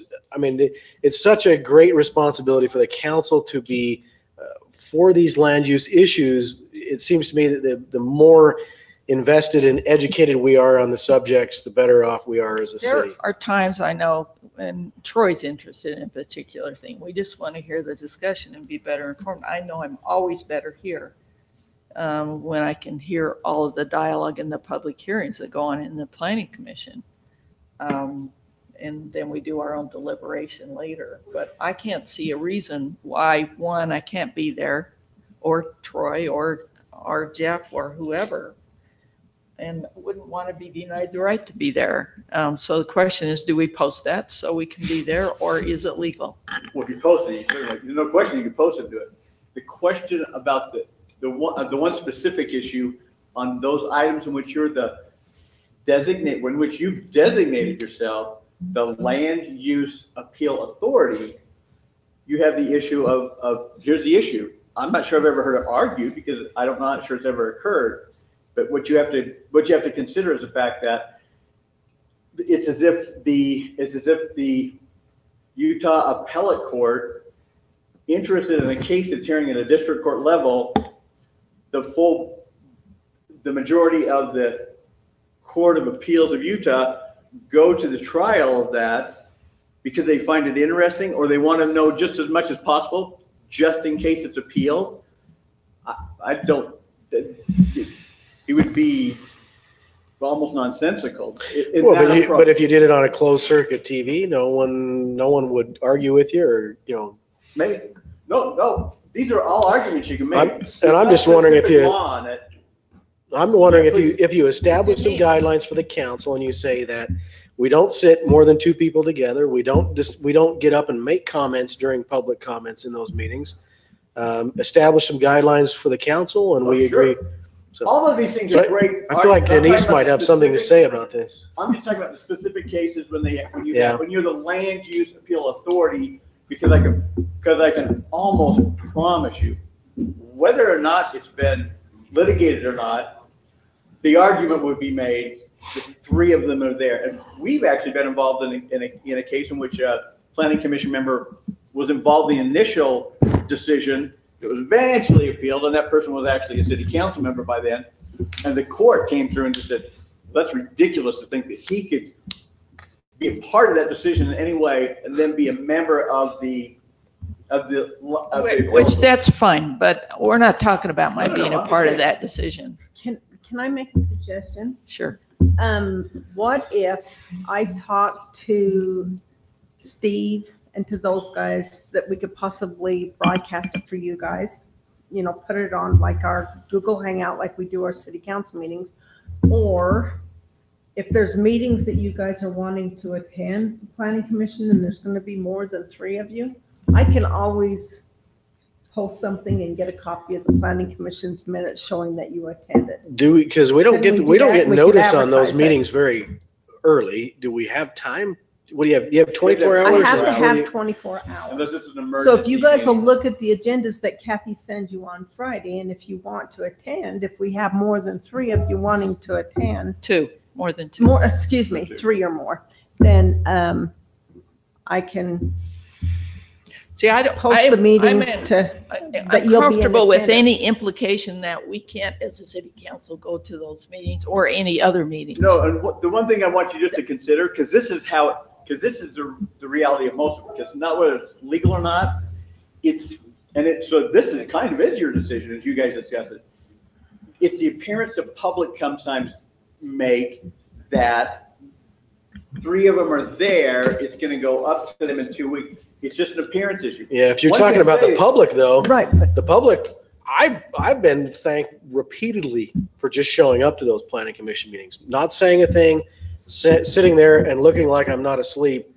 I think they appreciate the involvement of the council. I'd like to know what the rest of the council thinks is that. And that may be the case, but I would never want to tell you guys what risk you take of doing that. If you guys felt comfortable and felt that was okay, well, that's kind of your. It's kind of like when you declare. It's kind of like when you declare a potential conflict.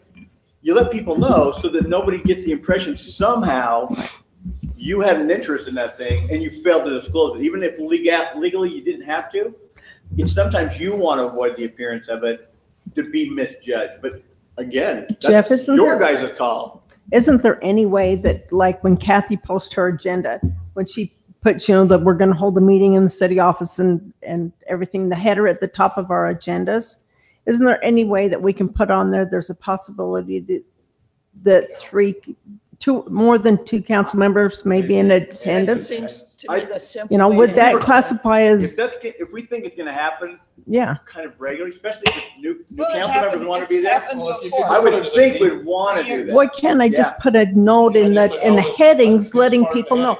It's more than a quorum of city council members may be in attendance. right. And it wouldn't be any difference than when we do the broadcasting, when we have somebody video in, just put it in red on there. There may be more than three. And I think it'd be, if we're going to do that, I think it's nice to have an asterisk by it. Go down the bottom where it explains a little bit that says, an asterisk that says, I just think that we can do it like we do our quorum does attend, video ones. They specifically will not make a decision. They are specifically not making a decision. They're not there to make a decision. They're in the audience. They're there to observe. Yeah. Right. Yeah. So My only You guys- My only concern- Attendance only. Yourselves, 'cause that's fine. my really only concern is that I don't want it to be anybody have the impression that you're in the collusion to make a decision on a certain item that's going to come up that you all may have that would be my only concern. One of my concerns within there's no that, I would discussion and agree. no collusion. That's my only. Now, other that than being said, I it's think for your education, one it's of the good big to be on things that I feel on this front, I've been on this is the concept is we need to maintain both the integrity of what we mean to do, what we do, and what appears to have been done. All three of those things go into the play of what we do in our presence. And knowing that there are laws in place that say, here are some guidelines and conditions, please keep your deliberations and considerations in the public open eye and everything else. I do side more with the mayor on this of going, I think one thing that could be done is if I have a council member that wants to, for example, come to the planning commission that night, I have no problem at all. Maybe we could call ahead or discuss things ahead and say, well, for this particular issue or whatever, we'll just tag team. She'll come in, I'll come out. We can be acknowledged by the planning commission that Councilwoman Granger has stepped out, Councilman Clough has stepped into this meeting, and or I could be excused for the whole meeting and she could take my place. I just feel that we have to maintain a very high integrity public image in conforming with the law, because there have been so many ways in which this has been abused. Though we have high integrity in ourselves, though we have high interest, I think it keeps us safer and more responsible to the public to maintain these laws for the reasons why they've been put in place. Dan, do you have a problem with the live streaming? I have no problem with the live streaming. That being said, watching things is different than being present within a body of people. And if it is the same thing, and then I would have a problem. But I don't see a problem within that due to a technological advancement. let me just tell you, I think there's probably a lot of history with this. In some of our cities up north, about 300 miles away, there was one city in particular that they had 3 or 4 planning commission members who were developers. And when their developments come around or other things, they voted for them. And so there, all of a sudden, some of the citizens are going, well, wait a minute, you're there and making that decision. And that's what I want to avoid. But isn't that when you declare that you have Yeah. conflict? Isn't that why we do? Well, but they didn't declare they had a conflict. Well, that Okay. was their integrity. So. Well, my concern is that most of what afflicts us in the public eye is non-intentional, nor is it really merited at sometimes. But because there is a past history, flirting with associating in practices similar to those people associates with us with those things that have happened. And it's the part where I'm most concerned about this. I have no problem having a higher code and conforming with the law rather than trying to create our own subset of law that will be difficult. Well, I feel like a lot of that can be just properly discussed and asked from a council member if that's something you want done. What would be the problems with streaming it like we do our council meetings? Didn't we do the same with the planning commission meeting? No, that's kind of what Jeremy was talking. We could set it up so that it hooks onto this back camera. It just turns when it's on, so that Kathy isn't overwhelmed by the switching the screens and trying to keep It's just it a up. general. And then, yeah, and then that way they can sign on just like they do city council and want to. So if you were interested in it, you could set, you wouldn't have to come down, you could get on at home and watch. I could do that. We lose one thing. We lose one thing, and we can decide if that's important or not. But I think the one thing we lose, if any of us want to wander in and listen, is having those people that are there know that we care enough to pay some attention to their issue. And when we're not there in person, we lose that. I don't mind saying we can't talk to each other, we have to sit there. I don't care about any of that. I'm not there to do collusion. I'm there to get informed. That's still just impression. That's still the appearance issue that you've got to struggle with yourself. So But yeah, see, I disagree that that's the impression they get. I think the impression they get is that we care. Well, I guess depending on the issue, most of those issues come on to you the next time. And that's when you get to say, I care, because I've shown up at your place to talk to you about this. I've walked your sites. I've done those things. All those issues have come to us. Now that they're conditional uses, then you got a different situation because they're making those decisions that night. You're right. They don't come on. Unless it's an appeal situation. And that is a problem. Okay, I that just is don't still want a problem, but I think we can fix that problem. So I just don't want our planning commission to feel like Big Brother's always there. So what we've would had you planning think commissioners if there were three of us there instead complain of about it, two? I'll tell you. We've got planning commissioners say, well, did you know we got Yeah. three of them here? Can we listen to Ben? Recently? Yesterday. I mean, last week, yeah. I don't care if you're I all think there. Planning commission might have a different opinion also, because I know that I've been spoken to about it when we've had when we've had three or more with a concern by at least some commissioner, or more than one commissioner. So they may not feel the same way. So that's great to hear you. Yeah, I think the concern, this most recent meeting, I think the concern was just there were three there and we didn't want anybody to get in trouble. Okay. I don't care if everybody showed up, all five of you plus the mayor. I think it's a good thing. Are you aware of the law that we're talking about? Yeah. The two are, you can only have That's two in my the same, sense. because if you have more than two, it's a quorum. Well, then we just do the asterisk or whatever and just Well, say there could be a Let us think potential. again. three or Here's what more I'm going to do. So, because it's legit, like it's a serious contemplation about it, and the reasonings for it are exactly opposite than sometimes you'd think, and that is you want to give the impression of the public that you do care, not the impression of the public that you are to get. No argument Those on are, that. I mean, there's two different things. And as an outside observer, not really outside, let me just tell you, one of the things that I'm really vigilant about, at least personally, and that is the public who misjudges elected officials, that somehow they've got something always sneaky going on when it's not. And that troubles me just because I see council members and what they do. So maybe I'm a little more protective than I should be. It's a public meeting. No, okay, it's a public meeting. This is not people It is a going. public meeting. That's part when you become an elected official, Yeah. you become unpublic. Yeah. In some situations, and that's Can I do sad in this? some ways, and Can I do this for a suggestion, just to give you guys more information? I'll catch, so the league's attorney, so David Call Church has David, been doing this yeah. for everything. I'll specifically ask him because this is the first time I've heard a council, that many folks on a council elected group want to do that together. So let me specifically talk to David because this clearly isn't the first city this has happened to. It's just, I've never seen it happen. Let me just check it. I know it, I already know it. See, I think there's a greater danger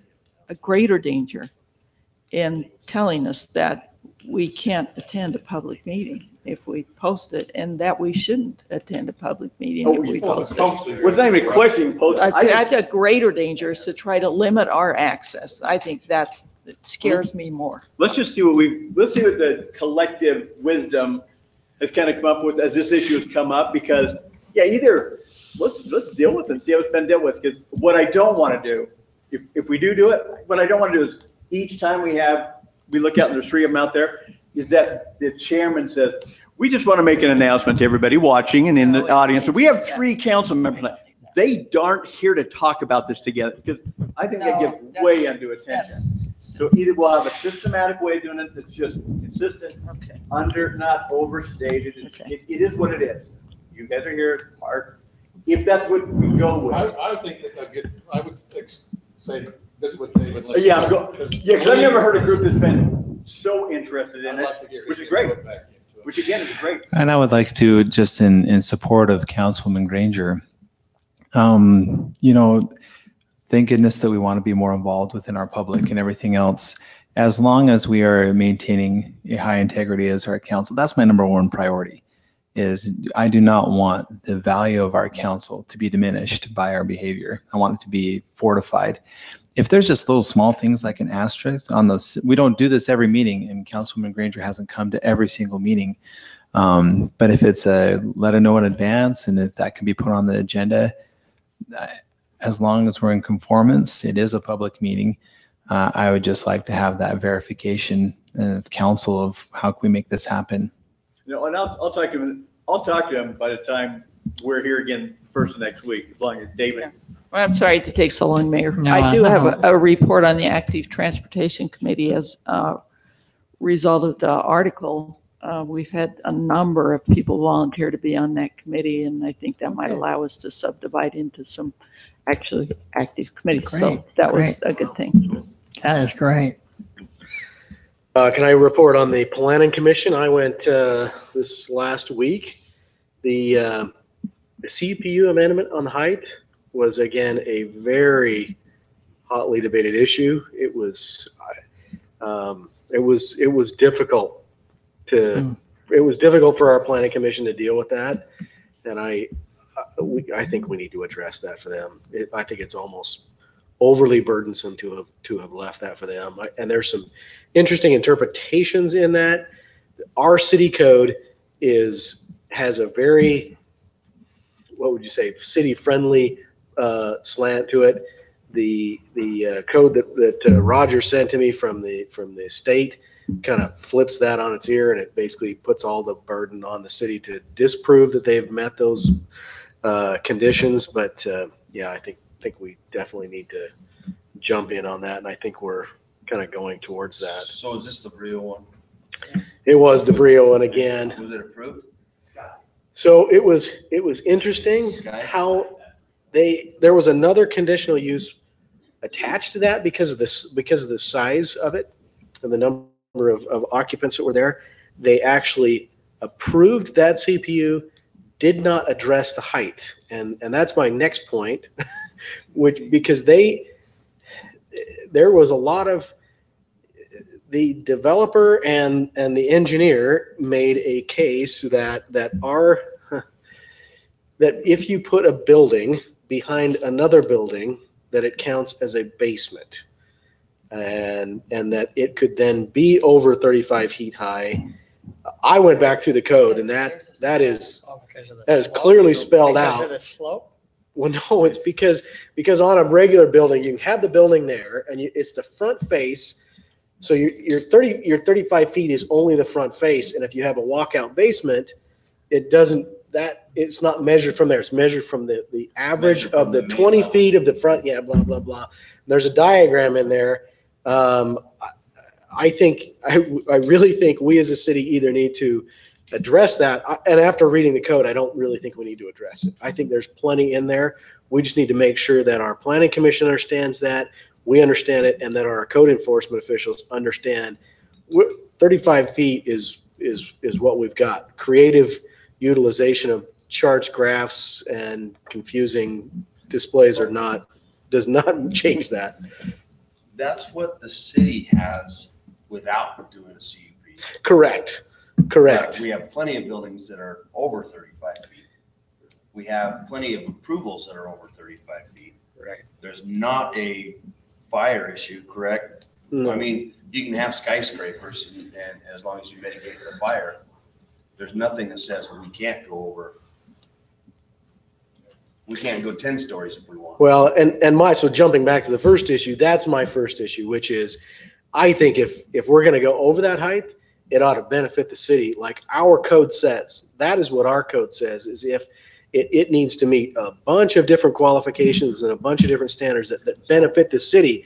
The problem is we're now looking at the Utah state legislature and some of the codes they've said, well, that mitigation doesn't. So what do you mean by benefit the city? Well, I can read you the code here if you want, if I can find it here really quick. The city wants a hotel, and it's a higher thing. Sure. That benefits the city if we feel like we want a hotel or. Not I gotta. steeple. Well, I mean, that's the thing. It's the church requires a CUP. We do that. Yeah. Well, and because of the way the state of Utah has their codes written, I would suggest we strip all those CUPs out and we use, as we've talked about in other meetings, we use other means to grant that. But if we're going to say that the interpretation of Utah state code means that we basically have to back down every time a CUP they mitigate it by putting a shrub in front of it, then I think we need to just get rid of the CUP. Well, I think just to clarify for me, my understanding was that that's where you wanted to go. In terms Yeah. of coming back to you with the height issue, it would no longer even fall under a conditional use permit. Yeah. It would simply, it would come almost like similar to this, although it's specified. It's not like, but that's basically, that's what these are right here, where we've given these waivers or these releases or these allowances for the setback. Only the city council is the legislative body that could waive or allow someone to not comply with code for setback. Well, that's where I'd like to go. And Similar to that, but I mean, we'd Yeah. actually call it something, but it's not gonna be conditional We use permit. talked about calling it, was it a waiver? I can't remember. Well, yeah, it's a Or, relief, from, a building standard. let me just Generally. paraphrase from your own conditional use here. The planning commission shall not authorize conditional use permits unless they contribute to the general well-being of the neighborhood and community, and under the circumstances, I'm trying to paraphrase here, but they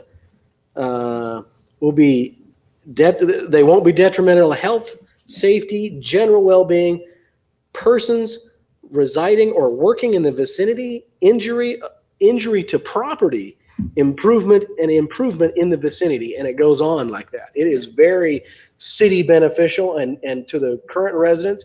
The way that we're interpreting the code, I can pull that up here. It's Roger sent me that just the other day. Utah State.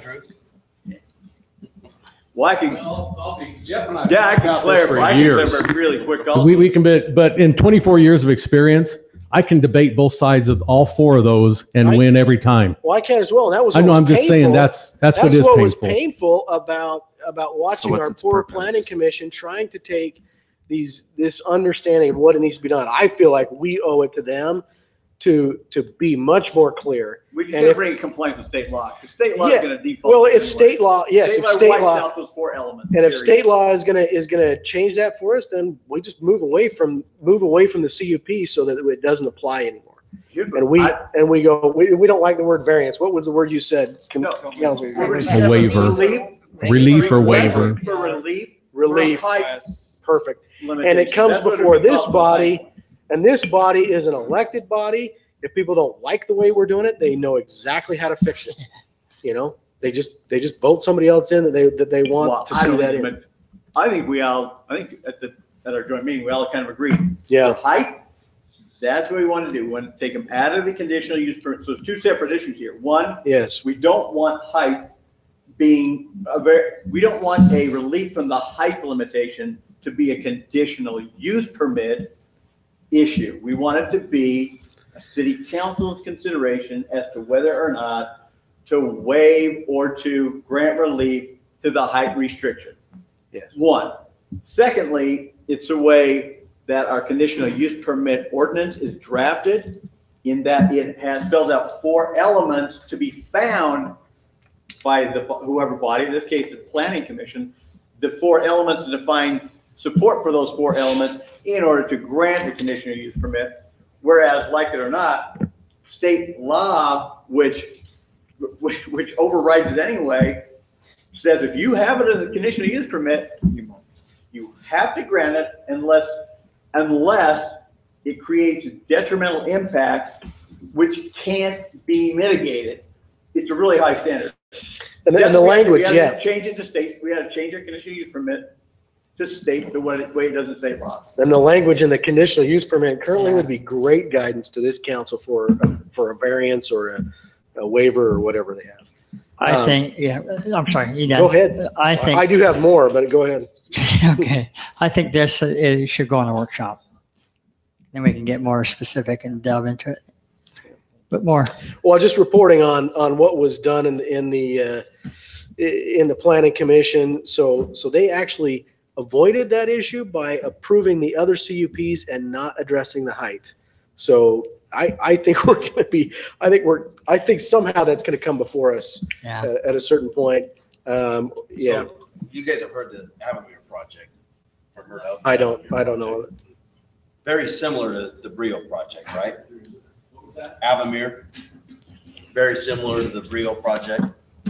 Yeah, but this one's not going to be a height question in any way, shape, or form because the PCD has a higher That's why I was gonna bring it up, because it's already approved. And it's probably height-wise. gonna be taller than the one over. Right, It's and 52 feet. and by the PCD ordinance, that can be done at the time of zoning, right? That But- was done, No, that's what the ordinance says, is it can be adjusted at the, it can, but that height adjustment was done last year where. Within the Sandy last year. Hills has been there for quite a while. They knew they were going to have some buildings come in probably in their commercial area, which was wise. And they only put it over the commercial area. So this and Avamere, these kind of projects, we try to put them in a commercial zone. So they have a neighborhood commercial component. City council approved to go to 55 feet in those commercial and neighborhood commercial areas in the Sienna Hills development. And so Avamere will just come in under a CUP because it's over they Because just it's have, in when the it's PUD. X amount of, it's in the PCD, no, it's not under a PUD. It just says that anything over X amount of units in a multifamily thing comes under a CUP. All of them have kind of done that. They don't have to do that. They could just say, if we accept their PCD, it just says they have design standards in their PCD and you guys accept those, they can just well, I go think on the their merry PCD is the way. only one I didn't look up, so. Well, and that one's custom. It's, Yeah. you can read all you want. Yeah, But Okay. whatever's been approved by a city council and a development agreement in that PC document, that's what goes. Even if we hate it, it's what goes. So well, I'm fine with that, as long as it's brought before the council and decided, and it's not something that can just slide through the process without being addressed. So if it I don't was- know if there's many things that can slide through the I mean, I'm just asking if you have an example, I'd love to probably address it, but Well, I we wasn't try here not when that to. was done, so I don't know what the Yeah. process was. Yeah. If it's a conscious effort by the council to say, okay, this is 55 feet or whatever and everybody's on board with it, people vote for it. I don't, that's fine. And that one was definitely, it was known. This is what Yeah. we were going from here to here because of why we're doing it. Council was comfortable with it, and they probably should have been in that particular case for where it's going. So, and we try to give PCDs a little more latitude because they're bringing in a 200-acre project to us that we know what's coming, and that's what we've always wanted and asked for. And so councils have always been more generous with a PCD.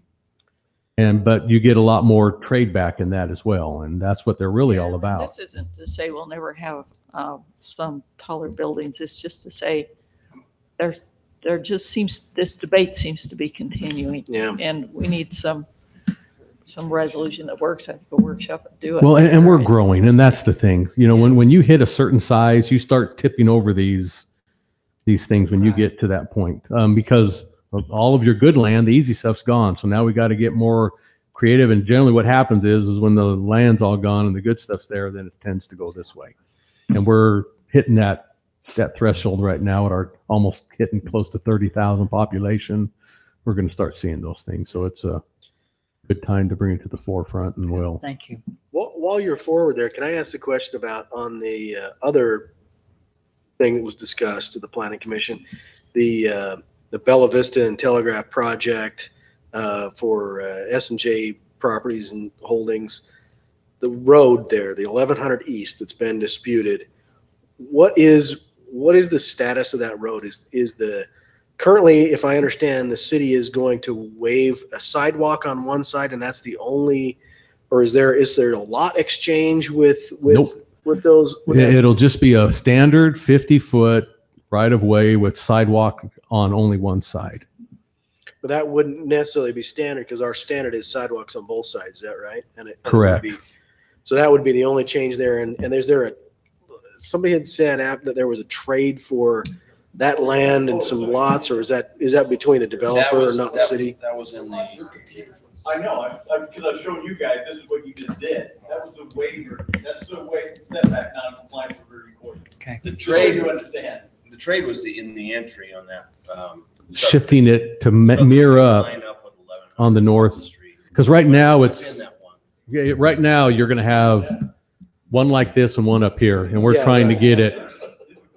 And that's what's going on with the Winter Haven folks, trying to get that. And they traded that portion of there for some lot space up in the community. No, there's no exchange. What's going to happen is the city will just help them with some things because we want that intersection. I don't think that particular area But that's what my It's- question is, specifically, what is the city helping them with in that process? Do we know?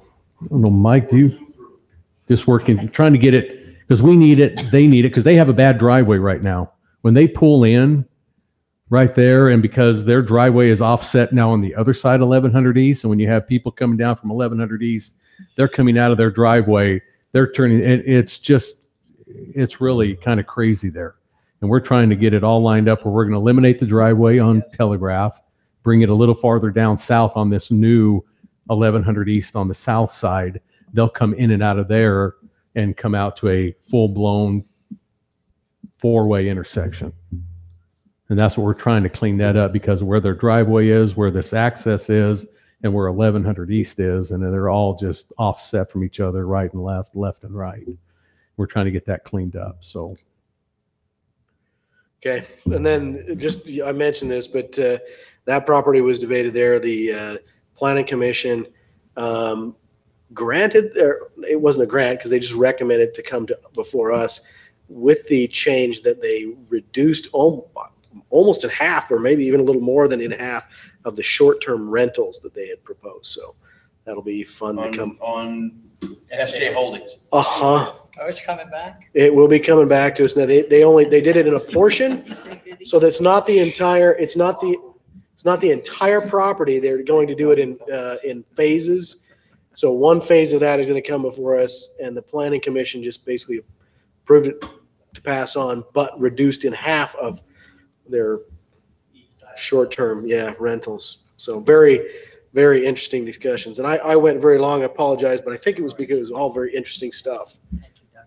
No, it was, yeah. Dan, anything? Oh, I'm excited to report back on our city youth council. They're in the thick of a lot of things right now. I've been jumping back and forth between notes here. I apologize. They're going to start doing interviews with the new council, people who are applying for council between April 3rd and 4th. And to give you an idea, we have 23 existing council in our youth for Washington City. 14 seniors are going out of it. So we have 14 seniors going out. And out So of it's that, an easy way for us to reduce down our numbers. well, we have 1 to 3 that aren't coming back. So right now, returning before new candidates are being considered will be between 6 and 8 people right now. About what it was last year. Yeah. So just bringing that information Thank you. back. I know, Mary, you were really interested in that and how the youth council works and functions. Can't say enough about all that Carmen Snow and Sherry, there's your reader, Staley, Sherry, Tate. Shady, Yeah. Tate. That's who it is now. She is, those ladies are firepowers. I have a mirror so I can say positive things, how beautiful I am. And I've been wondering why you have that. I opened it up and forgot I was in here and popped the mirror. I'm like, oh, that's right. You're very strong. You're powerful. You're able. You are a good part of this community. And you know, Now I understand. it's amazing. I almost, it makes I'm me good feel enough, it. I'm What I just smart want to enough, say is that and the doggone big it, thing people is like that me. those, the work that they do is intimidating, to say the least, in a very positive manner, what they've felt necessary to invest into our youth. And so it was kind of fun. And I know they're really geared up about Cotton Days, and just they're dancing with Giacomo right now. And they just have a fun little group. It's good stuff. Do we have anyone over the golf course yet? Yeah, you're looking at him. Oh, You mean, I mean, have we hired? did we not know that? Oh, Nick retired, just FYI, Nick retired from the golf course, and we interviewed 6 candidates, which were all good candidates, but we chose our assistant pro, Kevin Soderquist to run the ship. And I have just a vague sense, it's just a suggestion, is that maybe he's not said this, but that he might appreciate having a small committee put together to help him do whatever he might need to do at the golf that's a great course. suggestion. And I'll suggest I'd be that to glad him. to serve on Okay, that. I know you I would. think he's looking for ideas and support. He's already contacted all the high schools Yeah. And he wants to put together, he's calling it an elite group, but it's the kids that play golf on the high school teams. He wants to form a kind of a small league for them at Green Spring, have them play in the summer hot because they'll do it, for like $10, and then help them go into tournaments and things like that. And so he's got a lot of great ideas, but I think I would like to provide some support Yeah. for him. you could, and he'd appreciate it if you just went up and asked him. I had some So- golf course. Okay. Yeah, I had some golf coaches from Pineview come and ask me about how things were going. And like, well, anything we can do to promote that more, we'd be willing to step in and do stuff. So they love it. And I know that they've been approached by Coral Canyon to try to move things over, but they really love golfing up in Green Springs. And so I think it's a great opportunity with this change in Yeah, staff. it took me 6 years to get it back from Coral, so we're not going to let it go. So fortify that relationship then. Yeah. Yeah. Anything to report, Councilman? Oh, you did. Just FYI, remember next Friday, the 23rd, we're having our retreat. If you could put this in the back of your mind, if you have one thing that you had a wish list that you could accomplish in your term and tenure as council and staff, I'd like you to think about it and present it. Mayor, just to make sure we're proceeding as you guys would like us to. So in terms of getting more information from David Church or anybody else that might have some good, helpful advice on the attendance by city council, elected officials at the other meeting, and anything else pertaining to that, bringing it back to you guys, how would you like to have that done?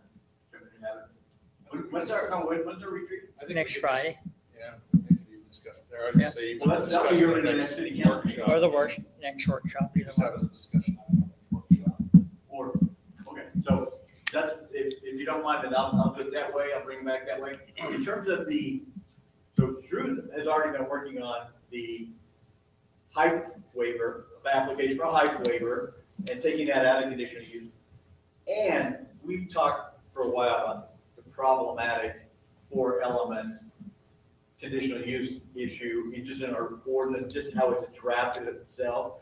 And I don't think Drew or I would mind if during my spare times on Sunday afternoons, if I took over part, point at it. I don't have a certain amount on Sunday. That's what I'm saying. If take over and get it to you, which may get it to you a little bit sooner, just because I have freer Sunday afternoons and Bishop Element. Does anybody got an issue? No. The issue is going forward that way. We didn't really talk about changing our conditional use permit ordinance, but we kind of talked about it for a long time. Yeah, I think that's where we go through the workshop. Yeah. Oh, no, not in question. My point is to start to draft it, because you want it already drafted, you could probably put things. Yeah, you can draft your conditional. Yeah. use now or send it, whatever, but I don't think that, I would just discuss it more. Yeah. Oh, yeah, not a quick, no, I'm just to bring information back to you. I just Sure. want to make sure, if you'd like us to, we'll do that. Yep. City manager, do you have a report? Oh, Best report. you are gone. I forgot to Fastest excuse report. him. Did this meeting Where go? did he go? Yeah, where Did is this meeting go quicker? He had because another wasn't here? commitment that he just couldn't, Okay. and it's not Hilldale either, so it wasn't that. Nothing It was something he just couldn't get out of, so. Nothing to do with the wet bar. Okay, I'm gonna entertain a motion to adjourn. Seconded. We don't have to now. Well, We're adjourned. Aye. Okay, okay. Okay. Now you guys can tell Robert, this is the best report. Just to give him a hard time. Listen, when we were really impressed with your report, it was very succinct, crisp, clear. Wow, 8. Thanks for the help.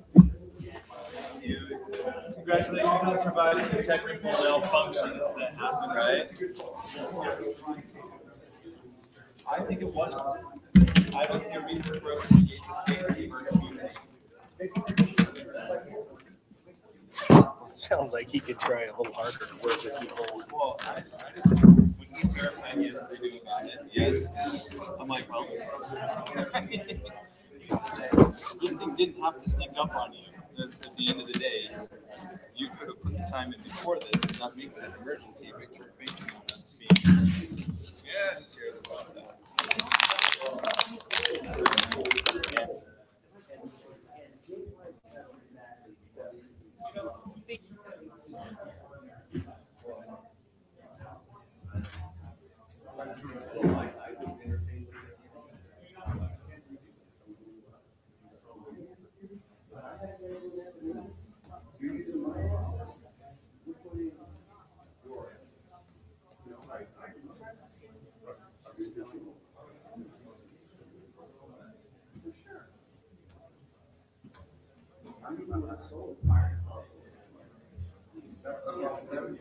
Well, that sounds